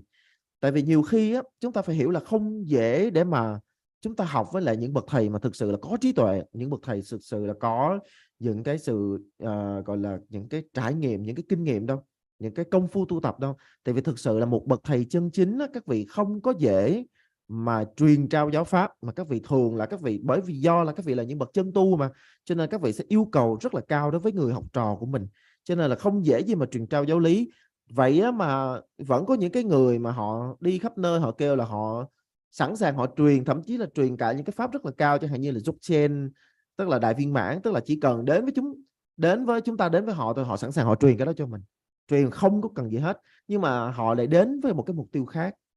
Cái việc mà cái gì nó dễ dãi quá thì chúng ta cũng phải đặt cái dấu chấm hỏi. Cho nên thầy rất là mong là chúng ta có thể tìm hiểu cái tác phẩm mà thầy vừa nói của Đức Gampopa, đó là Thắng Đạo Bảo Tràng, để chúng ta hiểu rõ được cái con đường mình đi nó như thế nào. Thì đó chính là cái yếu tố đầu tiên, thứ nhất. Còn thứ hai thì thầy mong là chúng ta đừng có, giống như tiếng Việt mình có câu là đừng có râu ông này cắm cầm bà kia, hay nói cái khác là chúng ta đừng có trộn lẫn các pháp tu lại với nhau. Thầy nói là làm ơn thầy chắp cái tay lại trước đại chúng, thỉnh cầu đại chúng là đừng có trộn lẫn các pháp tu với nhau. Chúng ta đâu có phải đang nấu ăn đâu quý vị. Nếu như mà chúng ta nấu ăn á, thì quý vị muốn làm gì quý vị làm. Nhưng mà ở đây là tu, chúng ta đang tu thì đừng có mà trộn lẫn. Tức là khi mà chúng ta tu ở đâu, chúng ta tu pháp nào thì chuyên nhất nơi pháp tu thôi, chứ chúng ta đừng có trộn lẫn. Chẳng hạn như là chúng ta tu Naropa, chúng ta học về Naropa, chúng ta tu về Nauru lục pháp, rồi sau đó chúng ta tìm hiểu về Đại Thủ Ấn, chúng ta tu về Đại Thủ Ấn, thì những cái điều đó rất là ổn, không có vấn đề gì cả. Nhưng mà chúng ta yêu cầu làm ơn đừng có gom là cái chỗ này xong lấy ra trích một cái xong rồi gắn vô cái chỗ kia. Tức là chúng ta tự ý chúng ta xào nấu cái pháp tu thì tuyệt đối là không nên làm như vậy. Thì người tu chân chính không ai làm như thế cả. Người tu chân chính là tu cái gì là tu tới nơi tới chốn cái đó, chứ không phải là râu này cắm cầm bà kia trộn lẫn rồi cứ như vậy. Chúng ta thấy là có nhiều người họ có thích gom chung, họ có thích tu gom chung, họ cứ nghĩ là họ là cái đấng gì đó, họ cứ học cái chỗ này một chút chỗ kia một chút, xong cái họ gom lại họ tạo thành cái pháp tu riêng của họ, để rồi cuối cùng thì họ nhìn nó cứ dị dị, nó không ra đâu rồi đâu cả, không giống ai cả. Chúng ta đừng nghĩ là mình có thể so sánh được với những bậc đại sư, những bậc mà gọi là những bậc thánh giả, chẳng hạn như là Jingu Kensei Rinpoche hoặc là sư tổ của mình vân vân. Bởi vì đó là những bậc thánh rồi, đó là những bậc đại sư rồi, các vị đã quá rõ về cái con đường này rồi. Còn chúng ta là những người mà đang đi trên con đường này, chúng ta chưa có hiểu hết về con đường này đâu. Cho nên là yêu cầu chúng ta là cái gì, chúng ta tu cái gì là chúng ta tu cho nó đàng hoàng, và chúng ta tu cho nó có đầu có cuối. Chúng ta không có trộn những cái pháp tu lại với nhau. Cái này là cái điều cấm kỵ đối với lại người đang trên đường tu. Đến khi mà tâm trí của chúng ta sáng tỏ rồi, nhờ chúng ta kiên định, chúng ta nương vào một cái pháp tu nào đó, chúng ta đi theo, tức là thầy tổ chúng ta đi như thế nào, chúng ta y chang như vậy. Chúng ta không có sáng tạo mới, chúng ta không có gom chỗ này đắp vào chỗ kia, thì chúng ta sẽ có thể thành Phật được. Nếu như chúng ta tu trì theo một cái mạch mà thầy tổ chúng ta đã đi và truyền lại cho mình, chứ chúng ta không có làm cái hành động là chúng ta trộn lẫn. Cái này thì chúng ta phải khẳng định là mình có thể thành Phật. Chắc chắn là chúng ta có thể thành Phật rồi, chúng ta hoàn toàn có thể thành Phật được. Nhưng mà nếu mà muốn như vậy thì chúng ta phải chán ngán cái luân hồi này đã. Và một trong những cái biểu hiện của luân hồi là con người họ tu và họ cứ gom cái chỗ này xong họ cắm vô cái chỗ kia, họ cứ xào nấu. Đó là cái luân hồi mà thiệt sự là thầy nhìn thì rất là chán. Thầy cảm giác là thầy chỉ muốn đến gặp Đức Mapa để mà giống như là mét những cái chuyện này thôi. Khi mà mình hiểu rồi á, thì mình sẽ thấy rằng là cái việc mà mình tu kiên định, mình tu đầu cuối, mình tu đến nơi đến chốn đầy đủ thứ lớp, mình không có xào nấu, mình không có tự tiện, mình trộn lẫn, thì vị thầy của mình sẽ rất là vui. Chúng ta đừng có nghĩ rằng là chúng ta đến trước mặt thầy, chúng ta dâng cho thầy một đống vàng rồi thầy sẽ vui đâu. Cho dù là chúng ta có cúng dường toàn bộ cái vũ trụ này như một cái mandala khổng lồ không có giới hạn, thì thực sự là người thầy cũng không có lấy gì làm hoan hỷ hết. Nhưng nếu như mà mình chịu tu và mình tu đúng thì nhất định là thầy mình sẽ rất là vui mừng. Bởi vì ước nguyện của một bậc thầy chân chính là gì? Ước nguyện của một bậc thầy chân chính đó là học trò của mình trở thành một hành giả chân tu. Chúng ta có thể nhớ là cái câu chuyện khi mà khi mà tổ Mapa sang Ấn Độ gặp tổ Naropa thì có cúng dường vàng. Thì tổ Naropa vừa mới cầm cái vàng trên tay là ngài ném đi, tổ ném đi liền. Và Đức Mapa nói là tại sao lại ném cái vàng con này thế này thế kia. Tức là lúc đó Đức Naropa mới dậm cái chân ngài trên mặt đất, tất cả mọi thứ xung quanh nó đều biến thành vàng. Và Đức Naropa nói là vàng của con nó không là cái gì ở đây cả, con hãy nhìn đây với sức oai thần của thầy có bao nhiêu vàng, cho nên đừng nghĩ vàng đó là cái gì đó to tát với mình. Cho nên là thầy nhắc lại là chúng ta đừng có trộn lẫn các pháp tu lại. Chúng ta tu thì phải tu cho nó đầy đủ đầu cuối, tu có thứ lớp rõ ràng. Thầy tổ mình tu như thế nào thì mình tu y như thế đó, không có trộn lẫn, không có xào nấu. Và nếu như thực sự mà chúng ta làm như vậy, cộng với việc là chúng ta có bồ đề tâm, chẳng hạn như là khi mà chúng ta tu Zambala, chúng ta chí thú kiên định chúng ta tu mà lại có cái sự trữ dưỡng về bồ đề tâm, hoặc là khi mà chúng ta tu về tu trì cử hành các cái lễ liên quan đến Naga, Long tộc vân vân, mà chúng ta làm đúng từng bước một, không có xào nấu và thực sự là có sự trữ dưỡng về bồ đề tâm, thì thầy có thể đảm bảo là cuộc đời của chúng ta sẽ rất tốt đẹp. Cho nên là chúng ta hãy cố gắng gắng tu, mà gắng tu cho nó đúng. Khi mà chúng ta học về Salung thì chúng ta sẽ thấy được cái sự di chuyển của các dòng năng lượng. Cho nên là đừng có cảm thấy là các cái gì đó liên quan đến năng lượng này năng lượng kia bên ngoài, nhìn ban đầu nó có vẻ siêu việt, nhưng khi mà chúng ta hiểu về Salung rồi, chúng ta mới thấy là cái cảnh giới của Salung nó còn cao hơn rất nhiều so với những cái năng lượng đó. Bởi vì làm gì mà có ai mà có thể gọi là cao hơn về mặt gọi là di chuyển năng lượng hơn là Đức Naropa. Naropa gọi là bậc thầy đỉnh cao nhất về mặt năng lượng rồi. Cho nên khi mà mình theo bước chân của tổ tu sao mình tu như vậy thì đương nhiên là mình sẽ có thể thâm nhập được về cảnh giới đó thôi. Chuyện đó nó không có gì to tát cả. And then next, there is another question come from our group. Another question from the Zoom.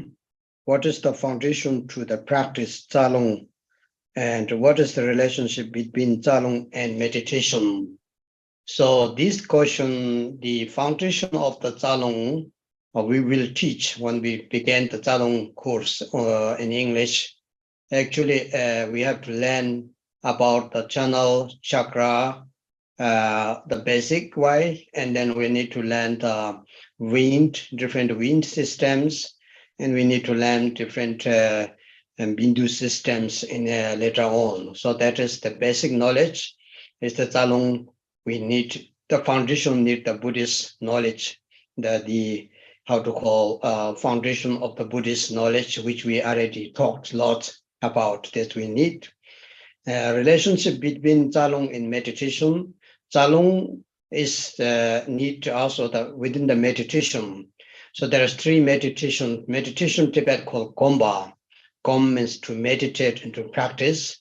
So there is a Cha meditation, long meditation, and Bindu meditation. So that is the channel chakra meditation and inner wind meditation and inner Bindu meditation. But anyway, Chalung is about the energy body, pure illusions energy body that you can really train it, that you can feel, that you can, how to say, overcome many different disease problems within our normal impure illusion body. So that is the about the Chalung, yes. Có một cái câu hỏi nữa có liên quan đến việc là vậy thì cái cơ sở của Salung là gì và cái mối quan hệ giữa Salung và thiền định. Thì cơ sở để mà chúng ta hiểu về Salung đó là những cái kiến thức nền tảng về các hệ thống kinh mạch của mình. Tức là trong cơ thể của chúng ta sẽ có những cái hệ thống mạch như thế nào, rồi chúng ta sẽ có hiểu về cơ bản về khí, các loại khí luân chuyển trong cơ thể của chúng ta bao nhiêu loại, rồi các hệ thống về tinh điểm vân vân. Thì đây chính là những cái kiến thức căn bản về mạch khí và tinh. Rồi thì chúng ta cũng ngoài ra chúng ta còn phải có những cái kiến thức nền tảng về Phật học nữa, chúng ta gọi là Phật học phổ thông hoặc là Phật học cơ bản. Thì đây là những cái mà thầy cũng đã giảng cho chúng ta rồi. Thì còn về mối quan hệ giữa thiền định và Salung thì Salung sẽ đi cùng với lại thiền định. Tức là khi mà chúng ta kết hợp giữa hai cái này lại với nhau thì chúng ta sẽ có gọi là 3 đề mục tu thiền. Tu thiền ở trong tiếng Tạng là Gompa. Gompa thì chúng ta sẽ có 3 cái đề mục. Đề mục đầu tiên đó là đề mục về mạch, chúng ta gọi là thiền về mạch. Thứ hai là thiền về khí. Và thứ ba là thiền về tinh, là Salung và Bindu. Thì đây gọi là mạch, khí và tinh. Thì đó chính là 3 đề mục của chúng ta để chúng ta tu thiền. Khi mà chúng ta tìm hiểu về Salung thì chúng ta sẽ tiếp cận với cái thân năng lượng của mình. Tức là chúng ta gọi là huyễn thân cực tịnh của mình. Một cái thân huyễn ảo nhưng mà vô cùng thanh tịnh. Và nếu mà chúng ta nắm được thì chúng ta sẽ có thể vượt qua được rất là nhiều những cái gọi là trược khí, tức là những cái bệnh khổ mà do cơ thể của chúng ta nó bị bế khí vân vân, nó sẽ gây ra các loại bệnh. Thì khi chúng ta hiểu về cái thân năng lượng này rồi, chúng ta có thể vượt qua được. Then there is question comes with the Ken one tone the prayer wheel during the Dharma teaching, and that is very much individual, because if your mind is not distracted, if your mind is very clear with the teaching, even that your physical movement going, your mind can focus, then you can pray, you can use it. But in many teachings say you should leave it within the teaching, you should focus very much your mind for the teaching. And that is because if you pray will, even mala you use, so you don't have the true mind, only one mind.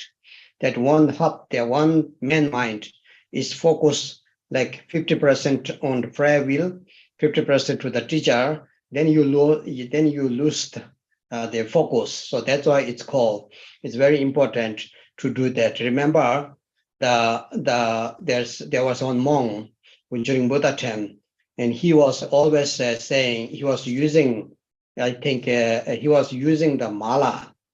So he listening teaching. He said, Buddha, one of Buddha said, you cannot do that. He said, I can do. I have no problem. So Buddha said, okay, so I will give you the full cup of tea, full, very full, and you take it and bring up to the third floor on the stair, and you turn prayer wheel. And he said, I cannot do that. I cannot do that. It will swell. I have to hold very tight. I have to be very focused. That you listen teaching like this. You cannot do two things one time you cannot do it. So if you do that, you bring the full cup of the water without spoiled, bring third floor on the stair, and during the right side turning wheel of prayer, he said, I cannot do that. See, Buddha said, you cannot do it, actually. So that's why it's similar. So if your mind is not distracted, of course, you can do both. It's not with not physical movement, but otherwise it's better not to turn. But if your mind not distracted, you can do it. That was the question. And then there is next question comes. I heard that to practice Tsalung, female practitioners must be younger than 40 years old, not over 50 to learn practice Tsalung. Is right. So this question comes. So it is not like that. The real Tsalung practice, it doesn't matter with the age. Of course, some physical cannot move, or some physical handicapped, it may be a little difficult, but the main Tsalung practice is about energy. The main Tsalung practice, the inner, the wind, and the channel chakra energy, everybody can do that. It doesn't matter 40 and 50 years old. Even they are more older, they have more stable mind sometimes. So that's no problem. So become yogi and yogini. It doesn't matter if you are 50 or 40, everybody can do in the Tsalung. Only some people cannot maybe bend the legs or cannot sit on the floor. They also can do, but they cannot do all exercise. They can meditate with the channel chakra and the wind, that's no problem. So it doesn't require it at all. You remember, Naropa, when he first meet Vajrayogini, she appeared very old lady. She looks very old, and also she was quite ugly looking. So Naropa was shocked after finding out that was Vajrayogini. So it doesn't matter with the age. That's why she should do that. She show up that as there's no age.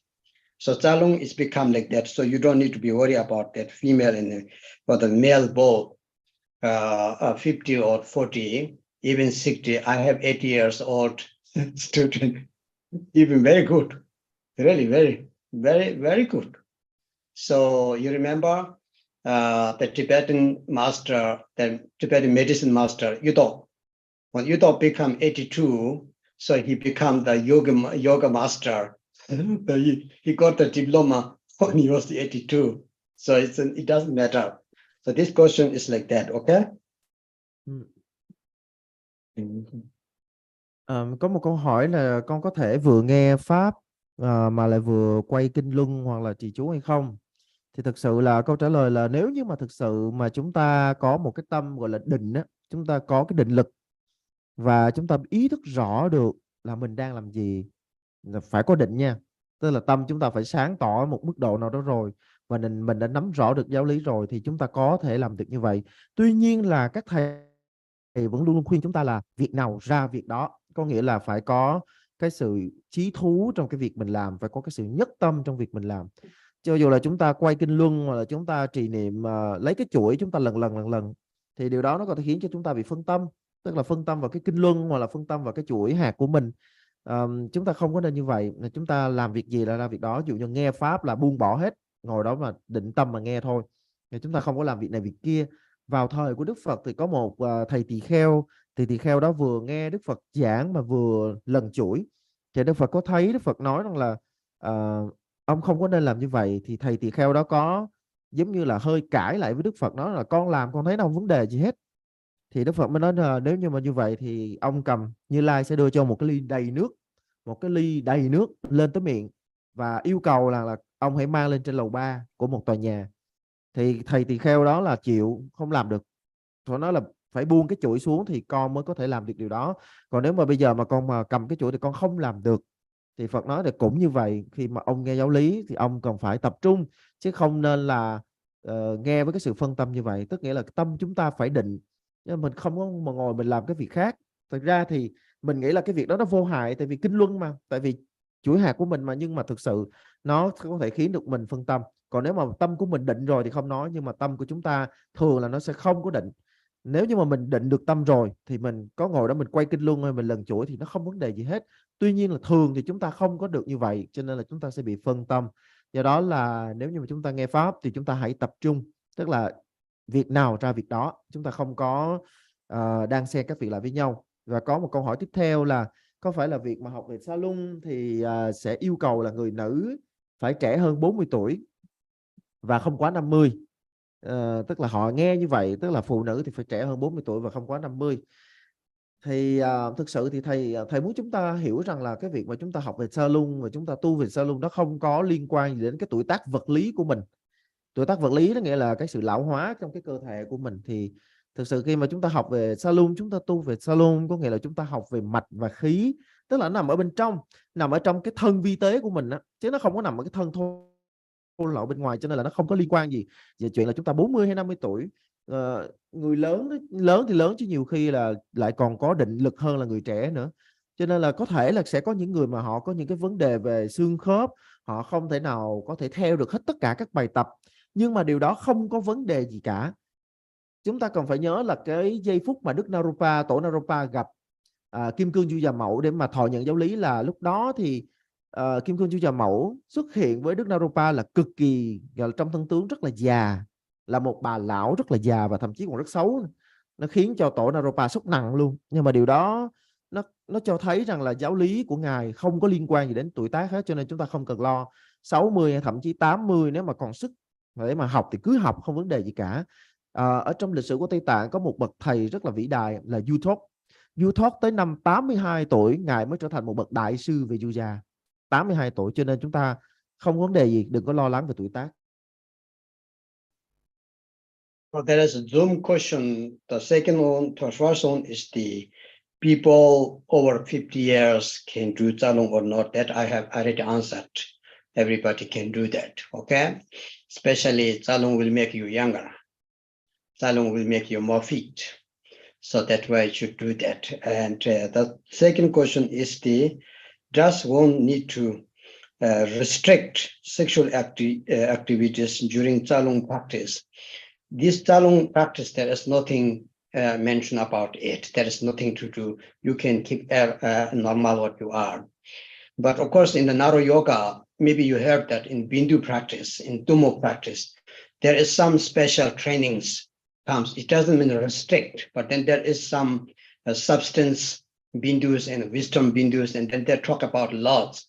But these things better not read now too much, otherwise you become crazy. In the Bindu, especially Tummo. Tummo is all about Bindu, two Bindus, red Bindu, white Bindu. So there is some restrictions with the training, but Zalung is nothing, no problem. So there is the question is there is no restriction in the Zalung practice. You can do what you are now. Có một câu hỏi mà thầy nhận là có thế mà người trên 70 tuổi thì có tu được, có tập được salon hay không, thì thầy cũng vừa trả lời rồi. Hoàn toàn là ổn, không có vấn đề gì cả. Mà nhiều khi là mình tập salon một thời gian tự nhiên mình sẽ thấy là mình trẻ ra, mình khỏe hơn, cho nên là mình không có vấn đề gì mà mình phải lo về mặt tuổi tác cả. Và câu hỏi tiếp theo là câu hỏi là khi mà mình tập về salon thì mình có kiêng cữ gì không, chẳng hạn như là cái vấn đề chẳng hạn như là về tiết dục vân vân mọi thứ, chẳng hạn như mình vẫn còn cư sĩ bình thường. Thì câu trả lời của thầy là thực sự cái salon mà chúng ta học là một cái salon ở trạng thái gọi là cơ bản, những cái salon gọi là hết sức cơ sở, cho nên là thực sự sẽ không có cái gì là kiêng cữ cả. Tuy nhiên là nếu như mà sau này mà chúng ta học sâu vào trong các cái chẳng hạn như là neuro luật pháp, tôi học về hỏa hầu, về tummo tức là nội hỏa, thì sẽ có gọi là lúc đó chúng ta mới phải làm việc nhiều với lại những cái tinh điểm. Khi mà chúng ta học về tummo thì chúng ta sẽ học theo, nói theo một cách dân dã là giọt đỏ và giọt trắng. tức là hồng điểm và bạch điểm, thì lúc đó chúng ta mới sẽ có một vài cái yêu cầu để mà chúng ta quan tâm đến cái hệ thống tinh điểm ở trong cơ thể của mình. Còn hiện tại thì cái salon mà chúng ta sắp học thì cũng không có gì kiêng cữ đặc biệt cả, cho nên là mình cứ bình thường thôi. So now there is no any more question. So Christy will talk something after we will do together practice. Thank you, DRUPON. Hello, everyone. So first, I would like to thank you so much. You joined our class for more than 6 months. Continue with Bhagavajarahi and Job and 5-4 MAHAMUDRA. We will organize salons for international and couple language. Actually, DRUPON teach salon in German, but in person, not many online for many years in Europe. However, from the last meeting with Our Holiness, with DRUPON and me, and Holiness allowed us to organize salon, some secret Tibetan yoga to all over the world. However, we need to consider which part we will organize in online and which part we have to organize in person. So after a couple months consider, so we will officially organize salon teaching and practice online. So we have some requirements and commitment we want you consider before you join the salon. First, for the salon, we will organize about the first week of April. So you have 2 months to prepare. The second thing, we will have about a couple parts of the class. First is the basic information about salon, green, a lot of things about the basic class. Maybe DRUPON will teach in 2 months. And then the next phase, DRUPON will teach more detail and practice in salon. Our requirement for you that, of course, you don't need to have complete any, like, if you have a ngoncho or 5-4 Mahamudra completion is great. But if you are still practice ngoncho, you are allowed to join salon class. However, you need to have a commitment that you always turn on your camera during the teaching, because DRUPON need to see you follow the practice, the movement, so we can fix for you. The second one, you need to join the Zoom with the name you register with us, so you can be acknowledged, so we can know who you are and how to contact you to fix you. The third thing, that's we don't have a live stream, we don't send out the video. However, for your own practice, you want to have some record video by yourself.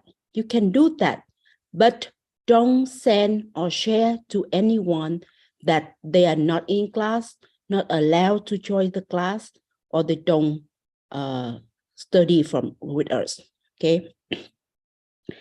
And we plan that the next class will about 1 year. So include 2 first month for basic, and then maybe DRUPON will continue have a practice on leading the practice and then teach more detail. And we will try to organize the daily practice for salon. It's about, I'm not sure how long, but like 20, 30 minutes daily. So you can practice breathing, meditate, open the chakra every day. Because salon is very important that you need to practice daily. So we will try to do that. And we will send out all information, and then you need to register. And it's for some special case, we need to call you or have an interview with you, so we know your motivation to practice salung and then your commitment, so we can have a good practitioner. And this is, I want to emphasize that this is the salung teaching and practice. It's not salung training to become a salung trainer. Okay, after you finish 1 year salung with us, so maybe if somebody want to become salung trainer, so we will organize, but in person, because you need to learn directly with DRUPON in the small group in person, and then you need to pass the test. The test is a written test. You have to answer the question, and then you need the practice test, physical practice test, and then DRUPON and his center will give you the certificate, and you can become the salung trainer. For this online, we don't have enough, I mean, all the method to can follow what you do and how to fix you. So that's why we don't give you the certificate at the end of the class. And this is a very basic one. It's not to become a trainer. So that's I think the basic information and more, so you guys can contact us, and then we will discuss and find the good solution for everyone and all the sanghas. And yeah, maybe that's it. DRUPON, you have any comment? Yes, so we will have every month once in Zhalong English. This is the evening time in Switzerland. Last time I did. So if somebody want to join that, of course you can join and register our website. We have every once in a month in English language, but this is also training for the practice. There will be people here and also people in the Zoom. So the other things what Christy said, so we will do like that. So we will discuss more, because this is very important. This long-term wish from our holiness. And I told you, I started 2008. Until now, I couldn't do, because to make a book is easy. To write, to make some paintings also not difficult, but to present, to demonstrate, it was very difficult, because you need to get all these things. So as Christy said, we will do that together. And thank you for that, Christy will organize. This is very important. We have the good organizer and good translators, and we can manage. We will make good for our lineage.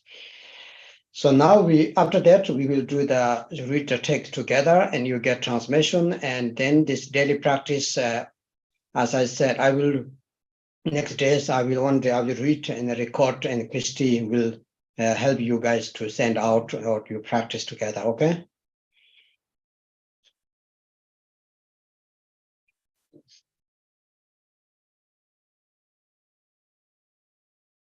Are you there? Ok.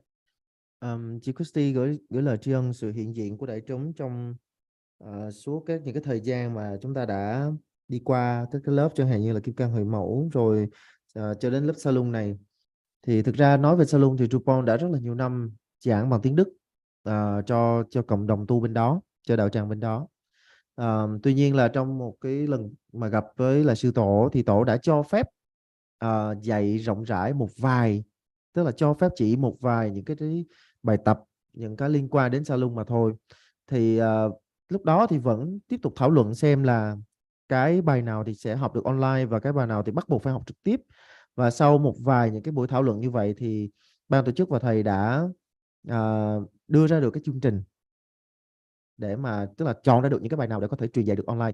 Và lớp đó thì chúng ta sẽ bắt đầu vào cái tuần đầu tiên của tháng 4. Thì chúng ta sẽ được học những cái kiến thức căn bản của Salung. Và dự kiến là thầy DRUPON sẽ truyền dạy cho chúng ta trong vòng 2 tháng. Còn giai đoạn tiếp theo sau đó thì sẽ đi vào trong chi tiết hơn về Salung. Thì đối với bản thân chúng ta là những người tham dự thì sẽ không có một cái yêu cầu nào đặc biệt cả. Nhưng mà nếu như mà chúng ta đã hoàn tất ngôn rô rồi, tức là hoàn tất được pháp tu nhập môn rồi, thì rất là tốt. Còn nếu mà chúng ta vẫn đang đi Ngonro thì chúng ta vẫn có thể học được về salon, không vấn đề gì cả. Nhưng mà ban tổ chức yêu cầu chúng ta cần phải mở camera, tức là mở cái camera của mình, mở cái máy của mình để mà thầy có thể nhìn được từng người cho chúng ta. Bởi vì tất cả những cái động tác đó thầy sẽ nhìn từng người cho chúng ta và chỉnh cho chúng ta. Tại vì những cái động tác này mà chúng ta mà không làm cho nó chuẩn đó, thì nó sẽ ảnh hưởng đến cái hệ mạch của mình. Nên đây là cực kỳ quan trọng, là chúng ta phải mở camera ra để cho mà thầy có thể nhìn thấy, và thầy sẽ chỉnh nếu như chúng ta đang làm sai hoặc là chúng ta đang làm chưa đúng.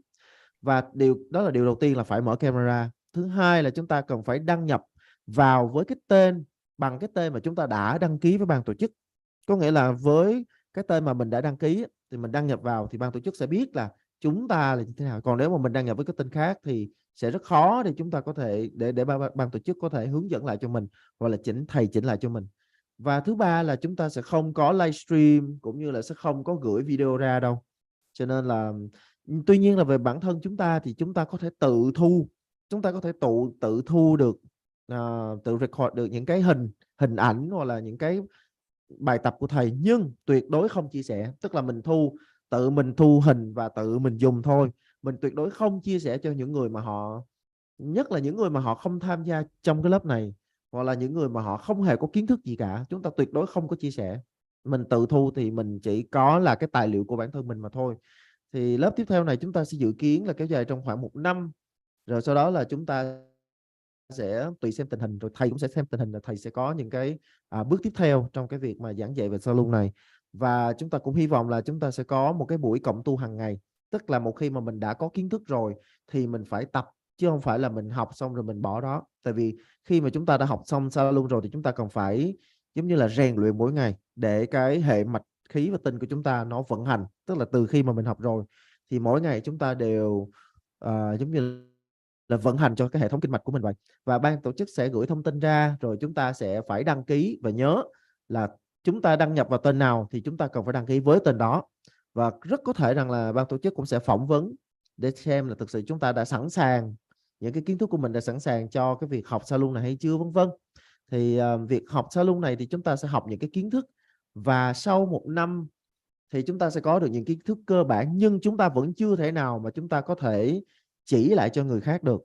Nếu như mà chúng ta muốn làm một cái người mà có thể gọi là hướng dẫn salon lại cho người khác, thì điều kiện bắt buộc là phải học trực tiếp với thầy, sẽ phải học trực tiếp với DRUPON và phải qua được bài kiểm tra. Tại vì các cái động tác này nếu như chúng ta muốn chỉ lại cho người khác thì chúng ta phải học trực tiếp để mà thầy có thể sửa trực tiếp cho mình, để mà mình nắm được trực tiếp, và sẽ phải qua được bài kiểm tra. Và khi mà chúng ta qua được rồi, chúng ta đậu rồi, thì DRUPON và trung tâm bên đó sẽ gọi là phát cái chứng chỉ, phát cái gọi là phát bằng cho mình đó. Nghĩa là mình từ bây giờ đã có thể hướng dẫn được về salon rồi. Tại vì salon này cực kỳ quan trọng, cho nên là nếu mà mình muốn chỉ lại cho người khác thì phải học trực tiếp. Còn đối với lại ban tổ chức của chúng ta, nếu như chúng ta chỉ học trực tuyến, tức là học online thôi, thì ban tổ chức sẽ không có cung cấp cái chứng chỉ là hoàn tất khóa học cho mình, mà chỉ khi nào mà mình học trực tiếp như vậy thì mình mới có cái chứng chỉ mà thôi. Còn đó là cái thông tin của chị Christy muốn thông báo đến với đại chúng. Còn về bản thân thầy thì thầy nói là mỗi tháng thì vào một ngày, một cái buổi tối tại Thụy Sĩ thì thầy có cái buổi gọi là giảng về salon, chỉ về salon. Nếu như mà chúng ta có muốn tham gia thì chúng ta sẽ tham gia. Những cái thông tin đó thì thầy có ở trên cái website rồi, thầy nói là có trên website rồi. Thì mỗi tháng một lần thầy sẽ giảng bằng tiếng Anh, thì tất cả mọi người có thể học ở bên đó thì học trực tiếp, còn chúng ta có thể học trực tuyến. Chúng ta phải hiểu rằng là cái việc mà truyền dạy những cái bài tập salon này đó đã là một cái tâm nguyện rất là lâu, từ rất là lâu của sư tổ rồi. Cho nên là bây giờ sư tổ đã cho phép chúng ta và cũng đã động viên chúng ta, thì chúng ta lại có thầy ở đây nữa, là có ban tổ chức nữa, cho nên là chúng ta sẽ cố gắng để chúng ta có thể gọi là hoàn thiện được cái cơ bản về salon để chúng ta hiểu. Cho nên là phải mở camera, tại vì cái việc thị phạm là cực kỳ quan trọng nha. Thì với những gì mà ban tổ chức đã nỗ lực rồi, chúng ta đã có những người mà phiên dịch cho mình rồi, chúng ta có thầy ở đây luôn rồi, thì chúng ta sẽ hy vọng chúng ta sẽ làm được. Và còn về những cái hình ảnh, về những cái bài tập video vân vân thì thầy sẽ thu và thầy sẽ gửi cho ban tổ chức, rồi lúc đó ban tổ chức sẽ gửi cho chúng ta. Okay, so we do the practice text, this text short on together, read together once, and then you get transmission. Okay.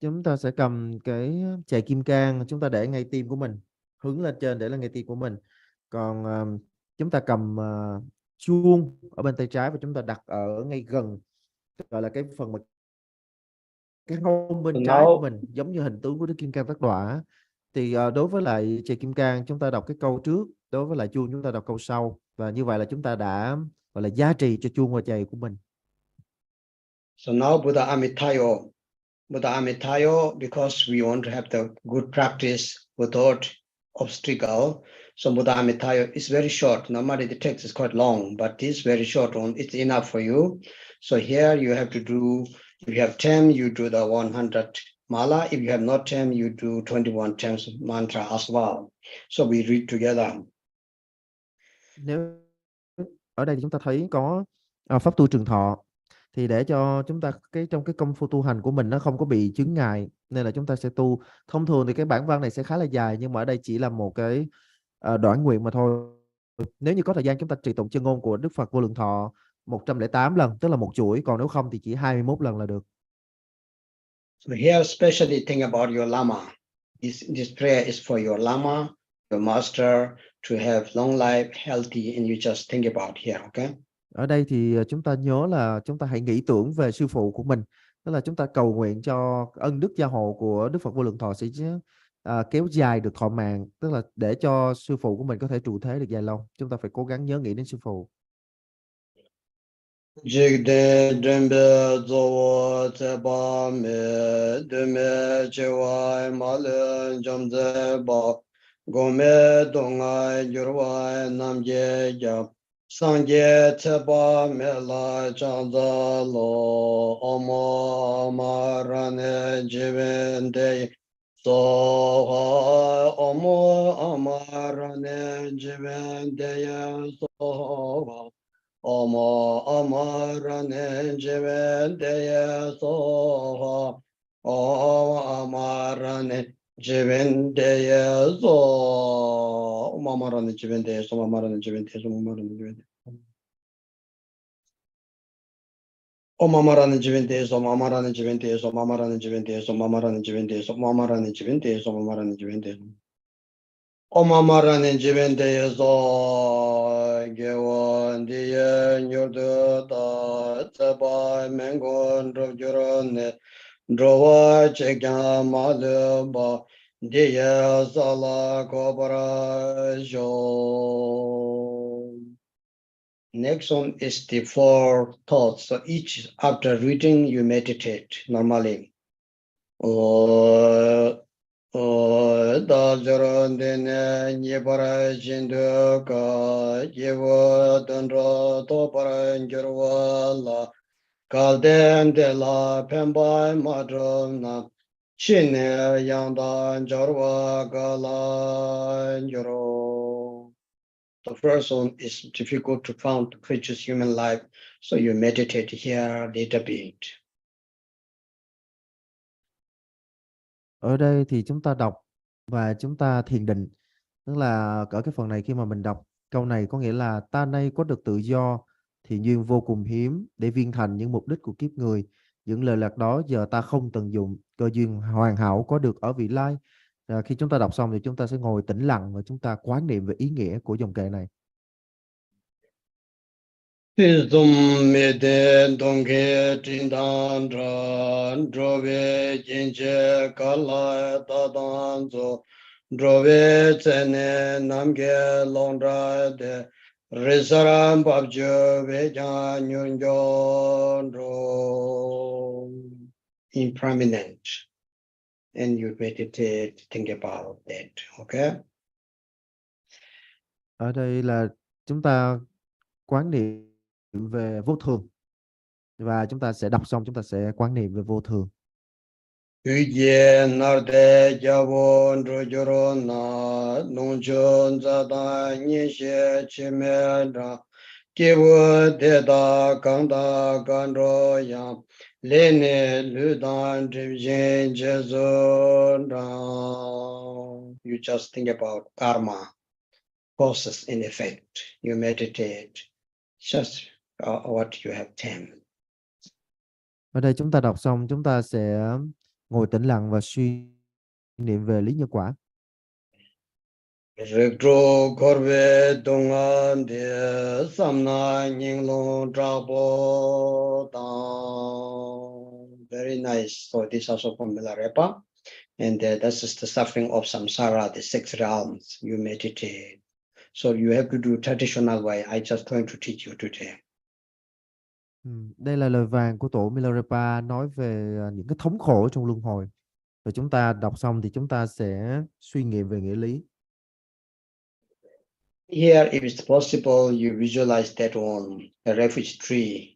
I already explained. Today, I'm not going to explain you that. You just visualize that and you sit in front of the refuge tree. Và ở đây chúng ta thấy có tấm hình, nghĩa là chúng ta lúc bấy giờ chúng ta sẽ quán tưởng ở phía trước của mình. Ở nơi không gian phía trước của mình sẽ là toàn bộ ruộng phước, toàn bộ cây quy y truyền thừa chúng ta.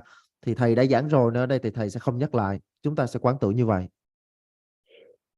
Dunkara benda nyende lama ne sanje kundun dorje change zu namgen dorje chanye dorjen zem jawa seje toze yongso gyoro. So here you meditate the refuge tree.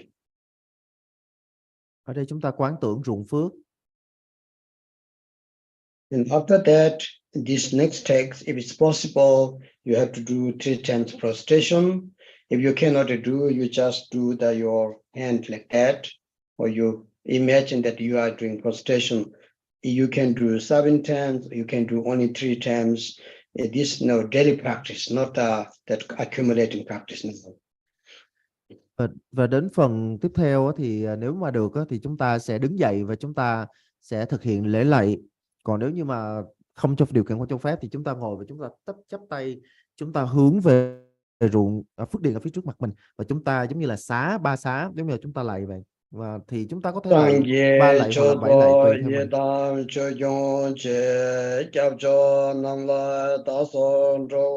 mình. Seben jigzo nyamga lejo je changjo mado barde jabzon je. So this you need to repeat as much you can, but for the daily practice, as I said, 7 times or 3 times, you do 3 times prostration. But accumulating the ngondra practice, this you have to do as much you can, or you can do 1 week only the refuge and the prostration, and that will be also good. Thì ở đây thì chúng ta không có tính túc số, cho nên là giống như lúc nãy thầy có nói là chúng ta có thể lạy 3 lạy hoặc là 7 lạy, do là không tính túc số. Tuy nhiên là nếu như mà chúng ta tu mà ở trong ngôn tức là pháp nhập môn thì đôi khi là chúng ta phải dành cả hẳn 1 tuần là chúng ta sẽ có những cái tính túc số của mình. So accumulation of if you want to finish the ngondro, so our now the new short version is to accumulate here 30,000 times, but this may be for you also still long. So 1 week, then it's I think very easy. Thì ở trong cái bản ngôn mới của chúng ta thì túc số đâu đó là khoảng là 30.000.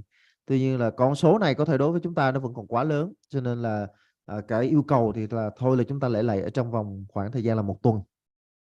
So normal we do it's of course more 100,000, okay? Nhưng mà con số mà xưa nay truyền thống sẽ là 100.000 lần. And after the refuge tree dissolved to you, and it's dissolved to you anyway. Và sau đó chúng ta sẽ quán ruộng phước sẽ tan hòa vào trong chúng ta. Next one, Nevachasato. I told you last time how to meditate everything. Hopefully you not forgot. Now we read the text together. Ở đây thì đến phần là kim cương tất đỏa thì thầy đã chỉ cho chúng ta cần phải quán như thế nào rồi. Thì bây giờ chúng ta sẽ quán như vậy và chúng ta cùng đọc với thầy. Ivo bede hungara yigele zabe lama dorje semba kara doje yangumo lungu jingbe zo tuge ngale du zembe jonje. Then mantra Om Vajra Sado Hum, Om Vajra Sado Hum, Om Vajra Sado Hum, Om Vajra Sado Hum, Om Vajra Sado Hum. Kewan Diya Nyurda Da Torja Semba Drojurone Drawa Chekya Madhaba Diya Sala Kobra Sho. So this short mantra, the long mantra, the short version, 30,000 long mantra. Short mantra, you can recite 100,000. It doesn't take long time. But the sadhana is very short, so that's why it will be very good for you future if you want to practice Naro Yoga. Thì ở đây chúng ta thấy là có câu chú thì đối với lại câu chú dài thì chúng ta sẽ tụng đó là 30.000 lần. Còn đối với lại câu chú ngắn thì là con số là 100.000 lần. Còn nếu mà chú ngắn thì chúng ta tụng cũng khá là nhanh thôi. Thì cái bản này là bản đã rất là ngắn rồi, thì sẽ rất là hữu ích nếu như mà trong tương lai chúng ta muốn tu trì Naro lục pháp. Next one is mandala accumulation, the merits. Tiếp theo là tích tập tư lương nhờ cúng dường mandala. We already have taught everything detailed, right? Và thầy cũng đã giảng rất chi tiết rồi đúng không ạ? Dungara benda nyende lama ne sanje gundu dorje change tsu namge dorje chanye dorje gyawa seje tozi yongso koro. So here is the like refuge tree. You visualize the refuge tree stem. Then after comes the mandala offering. You know this mudra we teach last time. So you hold like this and you recite as much you can, 1 week practice or 30,000 times. But if you offer the mandala itself, as you teach last time, also would be good. Thì ở đây chúng ta cũng sẽ quán ruộng phước, tức là cái ruộng phước là đối tượng mà sẽ nhận khi mà chúng ta cúng dường mandala, và cúng dường mandala thì chúng ta cũng sẽ quán ruộng phước như vậy. Chúng ta đã được học về cúng dường mandala rồi. Và nếu như mà ở đây túc số thì thông thường là chúng ta sẽ cúng dường mandala trong vòng thời gian là 1 tuần.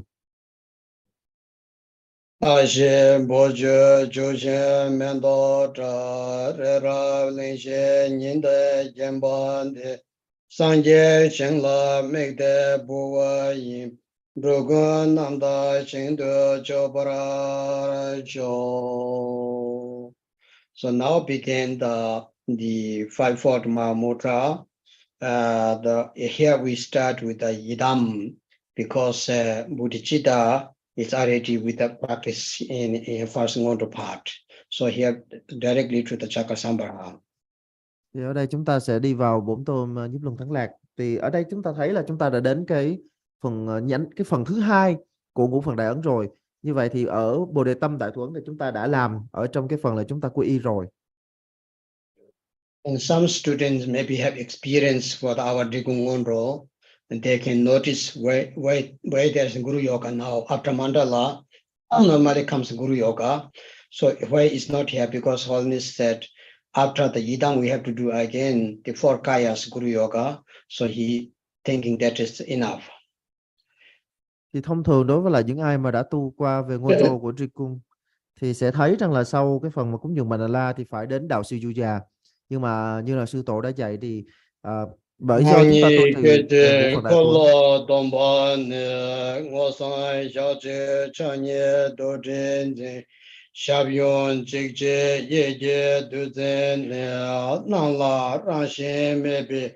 Guru sa Om Shri Ha Hom Bet Om Shri Ha Hom Bet Om Shri Ha Hom Bet.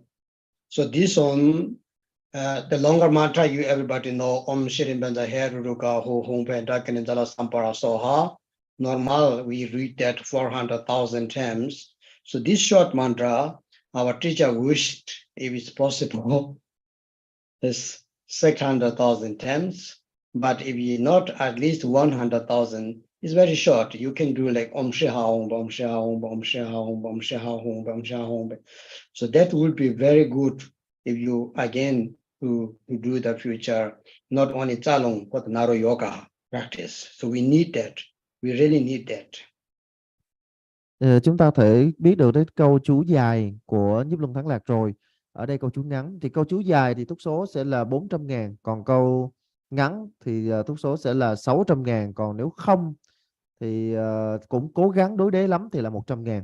Thì chúng ta sẽ tụng rất là nhanh thôi, câu ngắn chúng ta tụng rất là nhanh thôi. Rất là đây là cái pháp rất là quan trọng, đặc biệt là nếu mà tương lai chúng ta muốn tu về Naro lục pháp. And first comes the Nirmanakaya. Ave lama jumde be damba da de zoma sangye jangsen bawo da yube zoje kala chendran de singje penda rove nambara jo om mone mone ma zo wa om mone mone ma mone zo wa Om Mune Mune Ma Mune Zo. So that one week only Buddha Shakyamuni Nunmanakaya practice, or you do the 30,000 times mantra, and that would be good. It's a short ngondo, okay? Everybody need to know it's not a traditional, it's short ngondo. Và ở đây chúng ta thấy câu chân ngôn của Đức Thế Tôn, Đức Phật Thích Ca Mâu Ni, đây gọi là ứng hóa thân đạo sư, thì chúng ta cũng sẽ trì tụng là khoảng 30.000 biến, hoặc là chúng ta nhập thất trong vòng 1 tuần. Thì ở đây là bản ngắn chứ không phải là bản dài như cũ. Next one is the Sambhogakaya. Tiếp theo là báo thân. Tinh tri benda nyinde den den du yishe nurwa lama damba ku nambara nangze wasara rambara ve metra tingze kuje sanga zo. So this one is very important. So that mantra here you should learn by heart. This mantra you should recite often. Here also 30,000 times, or you do 1 week Lama Lungu, the Lama Sambhogakaya practice. But anyway, this mantra is the most important. It has whole lineage blessing inside here. Câu chú này là câu chú minh chú tinh túy hồng danh đạo sư này, chúng ta phải cố gắng, nếu được cố gắng học thuộc lòng, là bởi vì câu chú này chứa đựng toàn bộ tinh túy của truyền thừa chúng ta, và túc số thì cũng là 30.000, hoặc là chúng ta nhập thất trong vòng 1 tuần. Nhưng mà câu chú này là cực kỳ quan trọng, cho nên chúng ta phải cố gắng thuộc lòng. Omo a guru benza de rena jire rena karma mahamudra sinde balawo. Omo a guru benza de rena jire rena karma mahamudra sinde balawo. Omo a guru benza de rena jire rena karma Mahamudra Sinde Bala. So Benzadik is the Vajadara, Rena Shiri is Lord Jigten Sumgung, Rena Karma, we taught last time, Pachung Rinpoche, but you also can take the holiness. If your root teacher is holiness, Rena Karma holiness name is also Koncho, his name is Koncho Tenzin Kunsang Tilen Hundrup. So he has Rena, he has also Karma name. Karma means Tile, Ratna means Koncho. So holiness also has these two names, same name.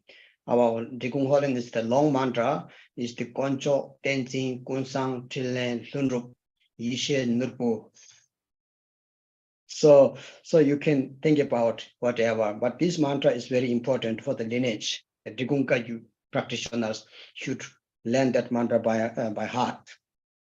Ở đây chúng ta thấy có chữ là Vajratri. Vajratri có nghĩa là trì kim cang, pháp thân trì kim cang. Ratnasri là sư tổ Jigten Sumgun, và còn chữ Ratnakarma. Ratnakarma chính là hồng danh của bậc đại thành tựu giả Pachung Rinpoche, một bậc đại thành tựu giả của truyền thừa chúng ta. Chữ Ratnakarma này dịch ra tiếng Tạng là Koncho Trenle. Koncho Trenle là một cái pháp danh, một cái pháp hiệu ngắn của Pachung Rinpoche. Pachung Rinpoche pháp hiệu dài của ngài là Koncho Kunsang Trile Lundruk. Sư tổ của chúng ta cũng có chữ Ratnakarma này ở trong cái pháp danh của mình. pháp danh gọi là cái tên dài của sư tổ là Control Yeshe Chinle Lundrup Yishinobu, nghĩa là cái chữ karma này cũng chính là có một phần nào đó của sư tổ chúng ta ở trong đây rồi. So then after Dharmakaya and Savabhikakaya is more meditation for you. Normally we have to recite lots of things, but here meditation 1 week, if you do the both kaya, would be very good to really 4 sessions 1 week. If you do every day have 4 sessions, will be good for the last 2 kayas. Thì nếu như mà chúng ta dành ra khoảng thời gian 1 tuần để chúng ta tu tập thì chúng ta sẽ thấy là có đi qua được 4 thân của đạo sư rất là dễ dàng. First is the Dharmakaya. Tiếp theo là pháp thân đạo sư.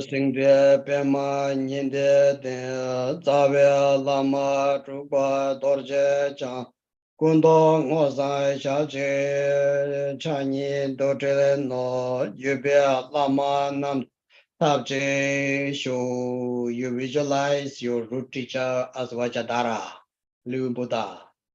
Right? Everybody know, very beautiful. Vajradhara is such greatest form. So you visualize that. Ở đây thì chúng ta sẽ quán tưởng Đức Bổn Sư của chúng ta, tức là vị thầy gốc của mình. Thì Bổn Sư của chúng ta sẽ xuất hiện trong thân tướng của Pháp Thân Trì Kim Cang, tức là một vị Phật toàn hảo. And then here the prayer, if you count the prayer, then you have to do again 30,000 times. It's too much for you maybe. But this prayer is every Digung Lama knows by heart. Even little monks have to learn, because this is the whole lineage prayer within this short sending here. So it's very special. Ở đây thì chúng ta thấy là cái câu kệ này gần như là tất cả các vị thầy của truyền thống Tri Cung đều biết, thậm chí kể cả những gọi là chú tiểu, những chú tiểu cũng rất là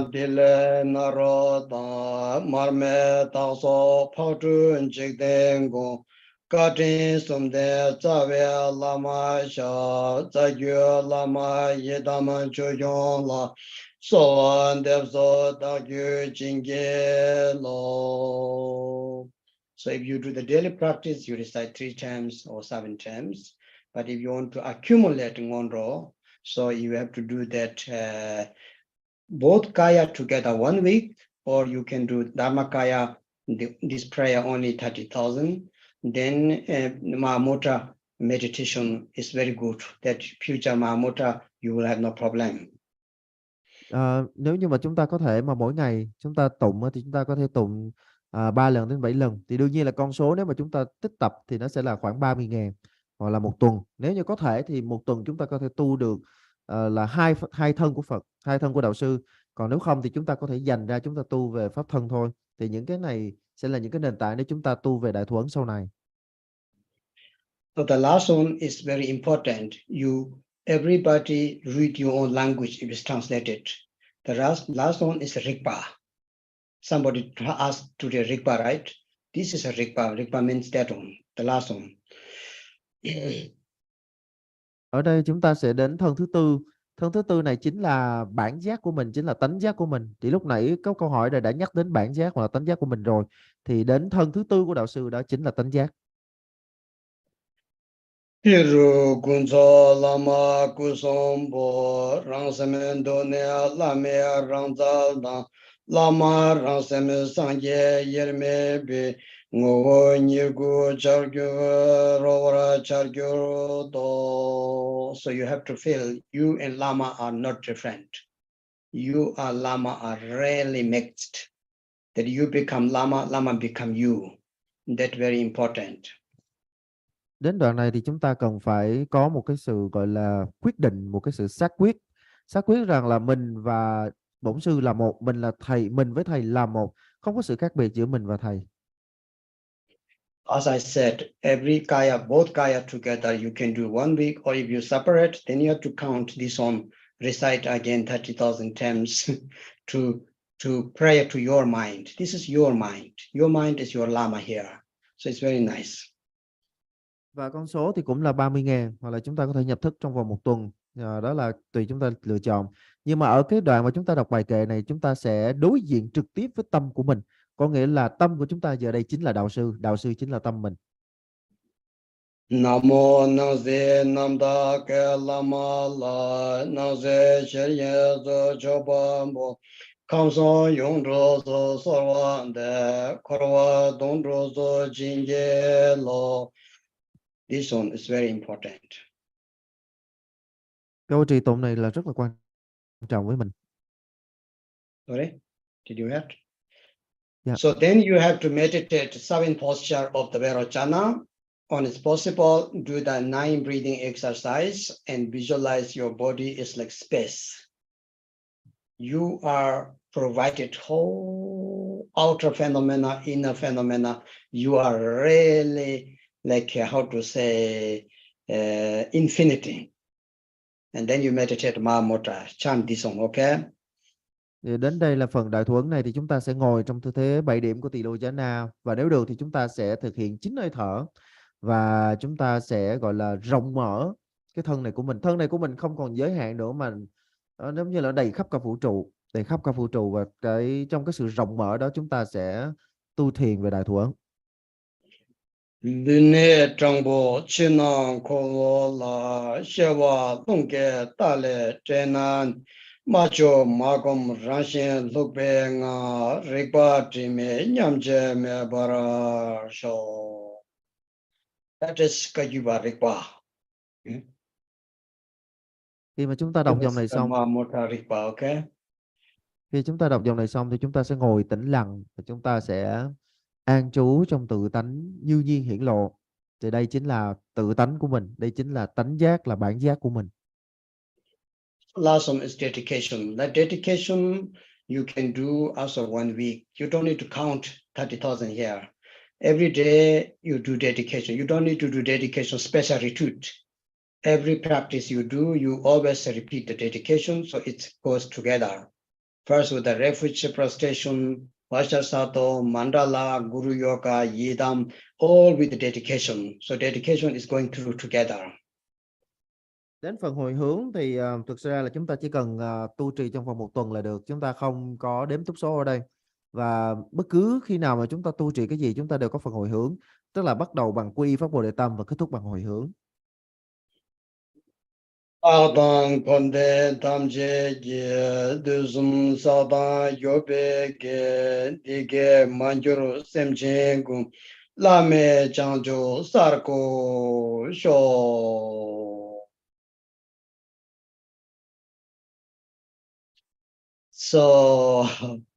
So now I will give the short transmission, okay? It's very short, no problem. Then we finish. Bây giờ thì thầy sẽ khẩu truyền cho chúng ta. Thì chúng ta thấy đó rất là ngắn, nên là sẽ không có phải là quá dài để mà mình tu đâu ạ.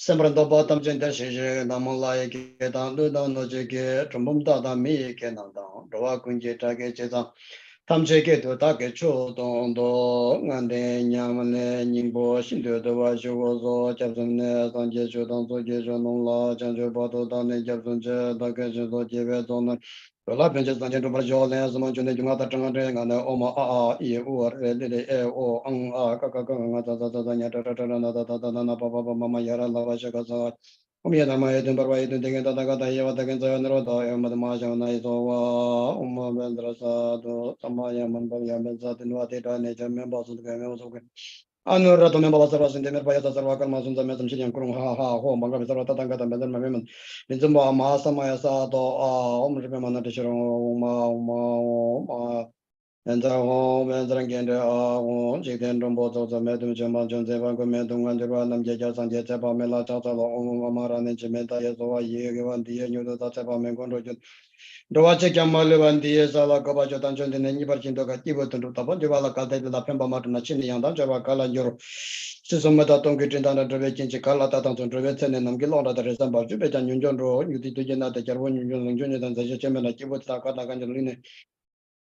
Yune le dan zhe zhe zhen zha le du ke dong de sam na ning long zha bo dang da dong ge ge ge me ding sang jie kun de de zhang zhu nam ge dao chen zhang nian jia wa se jie to zhe yong zuo guo rou sang jie jiu dou yi dam ju yong la jiao zhou nam la dao su zhou wa si bian jing zong ang le jiu jie le zhang zhu ma dou ba de jiao zhong jie ji wu de bian de dong ge la za wei la ma dou jie san ba ka dou de zhen yang yang gong gong ba Token le du zhe jin bao zhou om ben zhe sa dou hong ge wan de ye niu de da dou jie san ba zhu jue ne zhou wa zhe jiang ma le ba de ya za la kao ba dun jian nong ge xing zhe bian de ding za wei la ma zang jie chang gun de dou zhi chang ge zhou nam ge dou jin zhen yan dou zhen zhe jia wa zhe jie dou zhe yong you you sa ji bo ji zhu jian man dou de de sang jie cheng la mi de bu wa yin du gun nam da xing du zhe ba yo ran yi ge ji ko lo dong ba ning wo sang xia ji zhang yi dou zhen zhe jiang yin ji ji du zhen那拉拉西梅别古萨好什么吃啊红红配，特别那么今天咱别打的从上节讲什么我当下就别找那两个经常，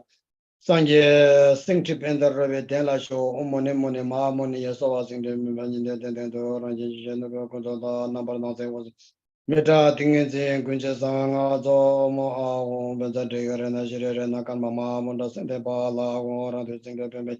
大别拉玛住着到这讲，古当我在家这三年的，这边拉玛能到这就我到这讲话听了那罗他们没到这跑出去，天公搞这事的，这边拉玛到这个拉玛一到这就。说完的时候，当天今天咯，去了那么工作拉玛过，什么那什么拉玛让什么上去见面的，我问你过了，我这就这个那么那些那个拉玛那些时间都这帮我看上用的都到了的。后来同志说今年老人家张完波公那就话弄个大了这那你嘛就讲让把那些弄。这个这面你们这些把它叫打打工的，咱们这个种都找不到，也别给别找我找到这边，咱们咱们让大把做别讲究人不就多把就说这讲究人就人不这。马耶巴那给罗杰给我娘巴咩巴呀，公呢公的。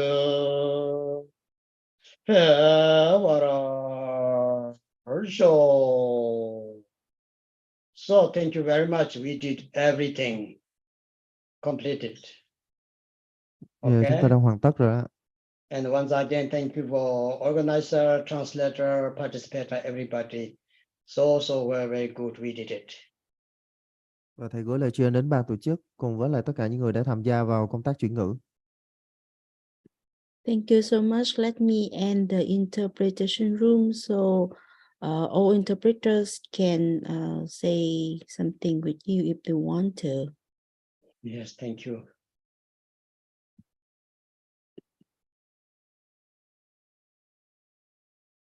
Hello, Jack or Alex. Добрый вечер, спасибо. Thank you.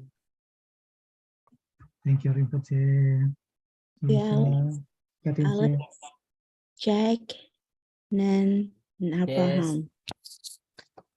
Lama, danke dir. Thank you very much. I always speak German. Thank you, Lama, for giving us a teaching. Very precious. As behalf of Thai Sangha, we would like to thank a lot from you, and thank you, organizer. Thank you, all translators that have helped us to realize these teachings as we talk to each other. Christy, as a very nice virtual sisters, we have talked about 5 MAHAMUDRAs and this finalized. Thank you. Thank you, Lama KUNSANG. Thank you, everyone. Thank you. Thank you. You hope to see you soon, Nan. Yeah, me too. Me too. Okay, and then Any members in organizer? Chị Hằng, chị Toan, anybody want to say something to DRUPON?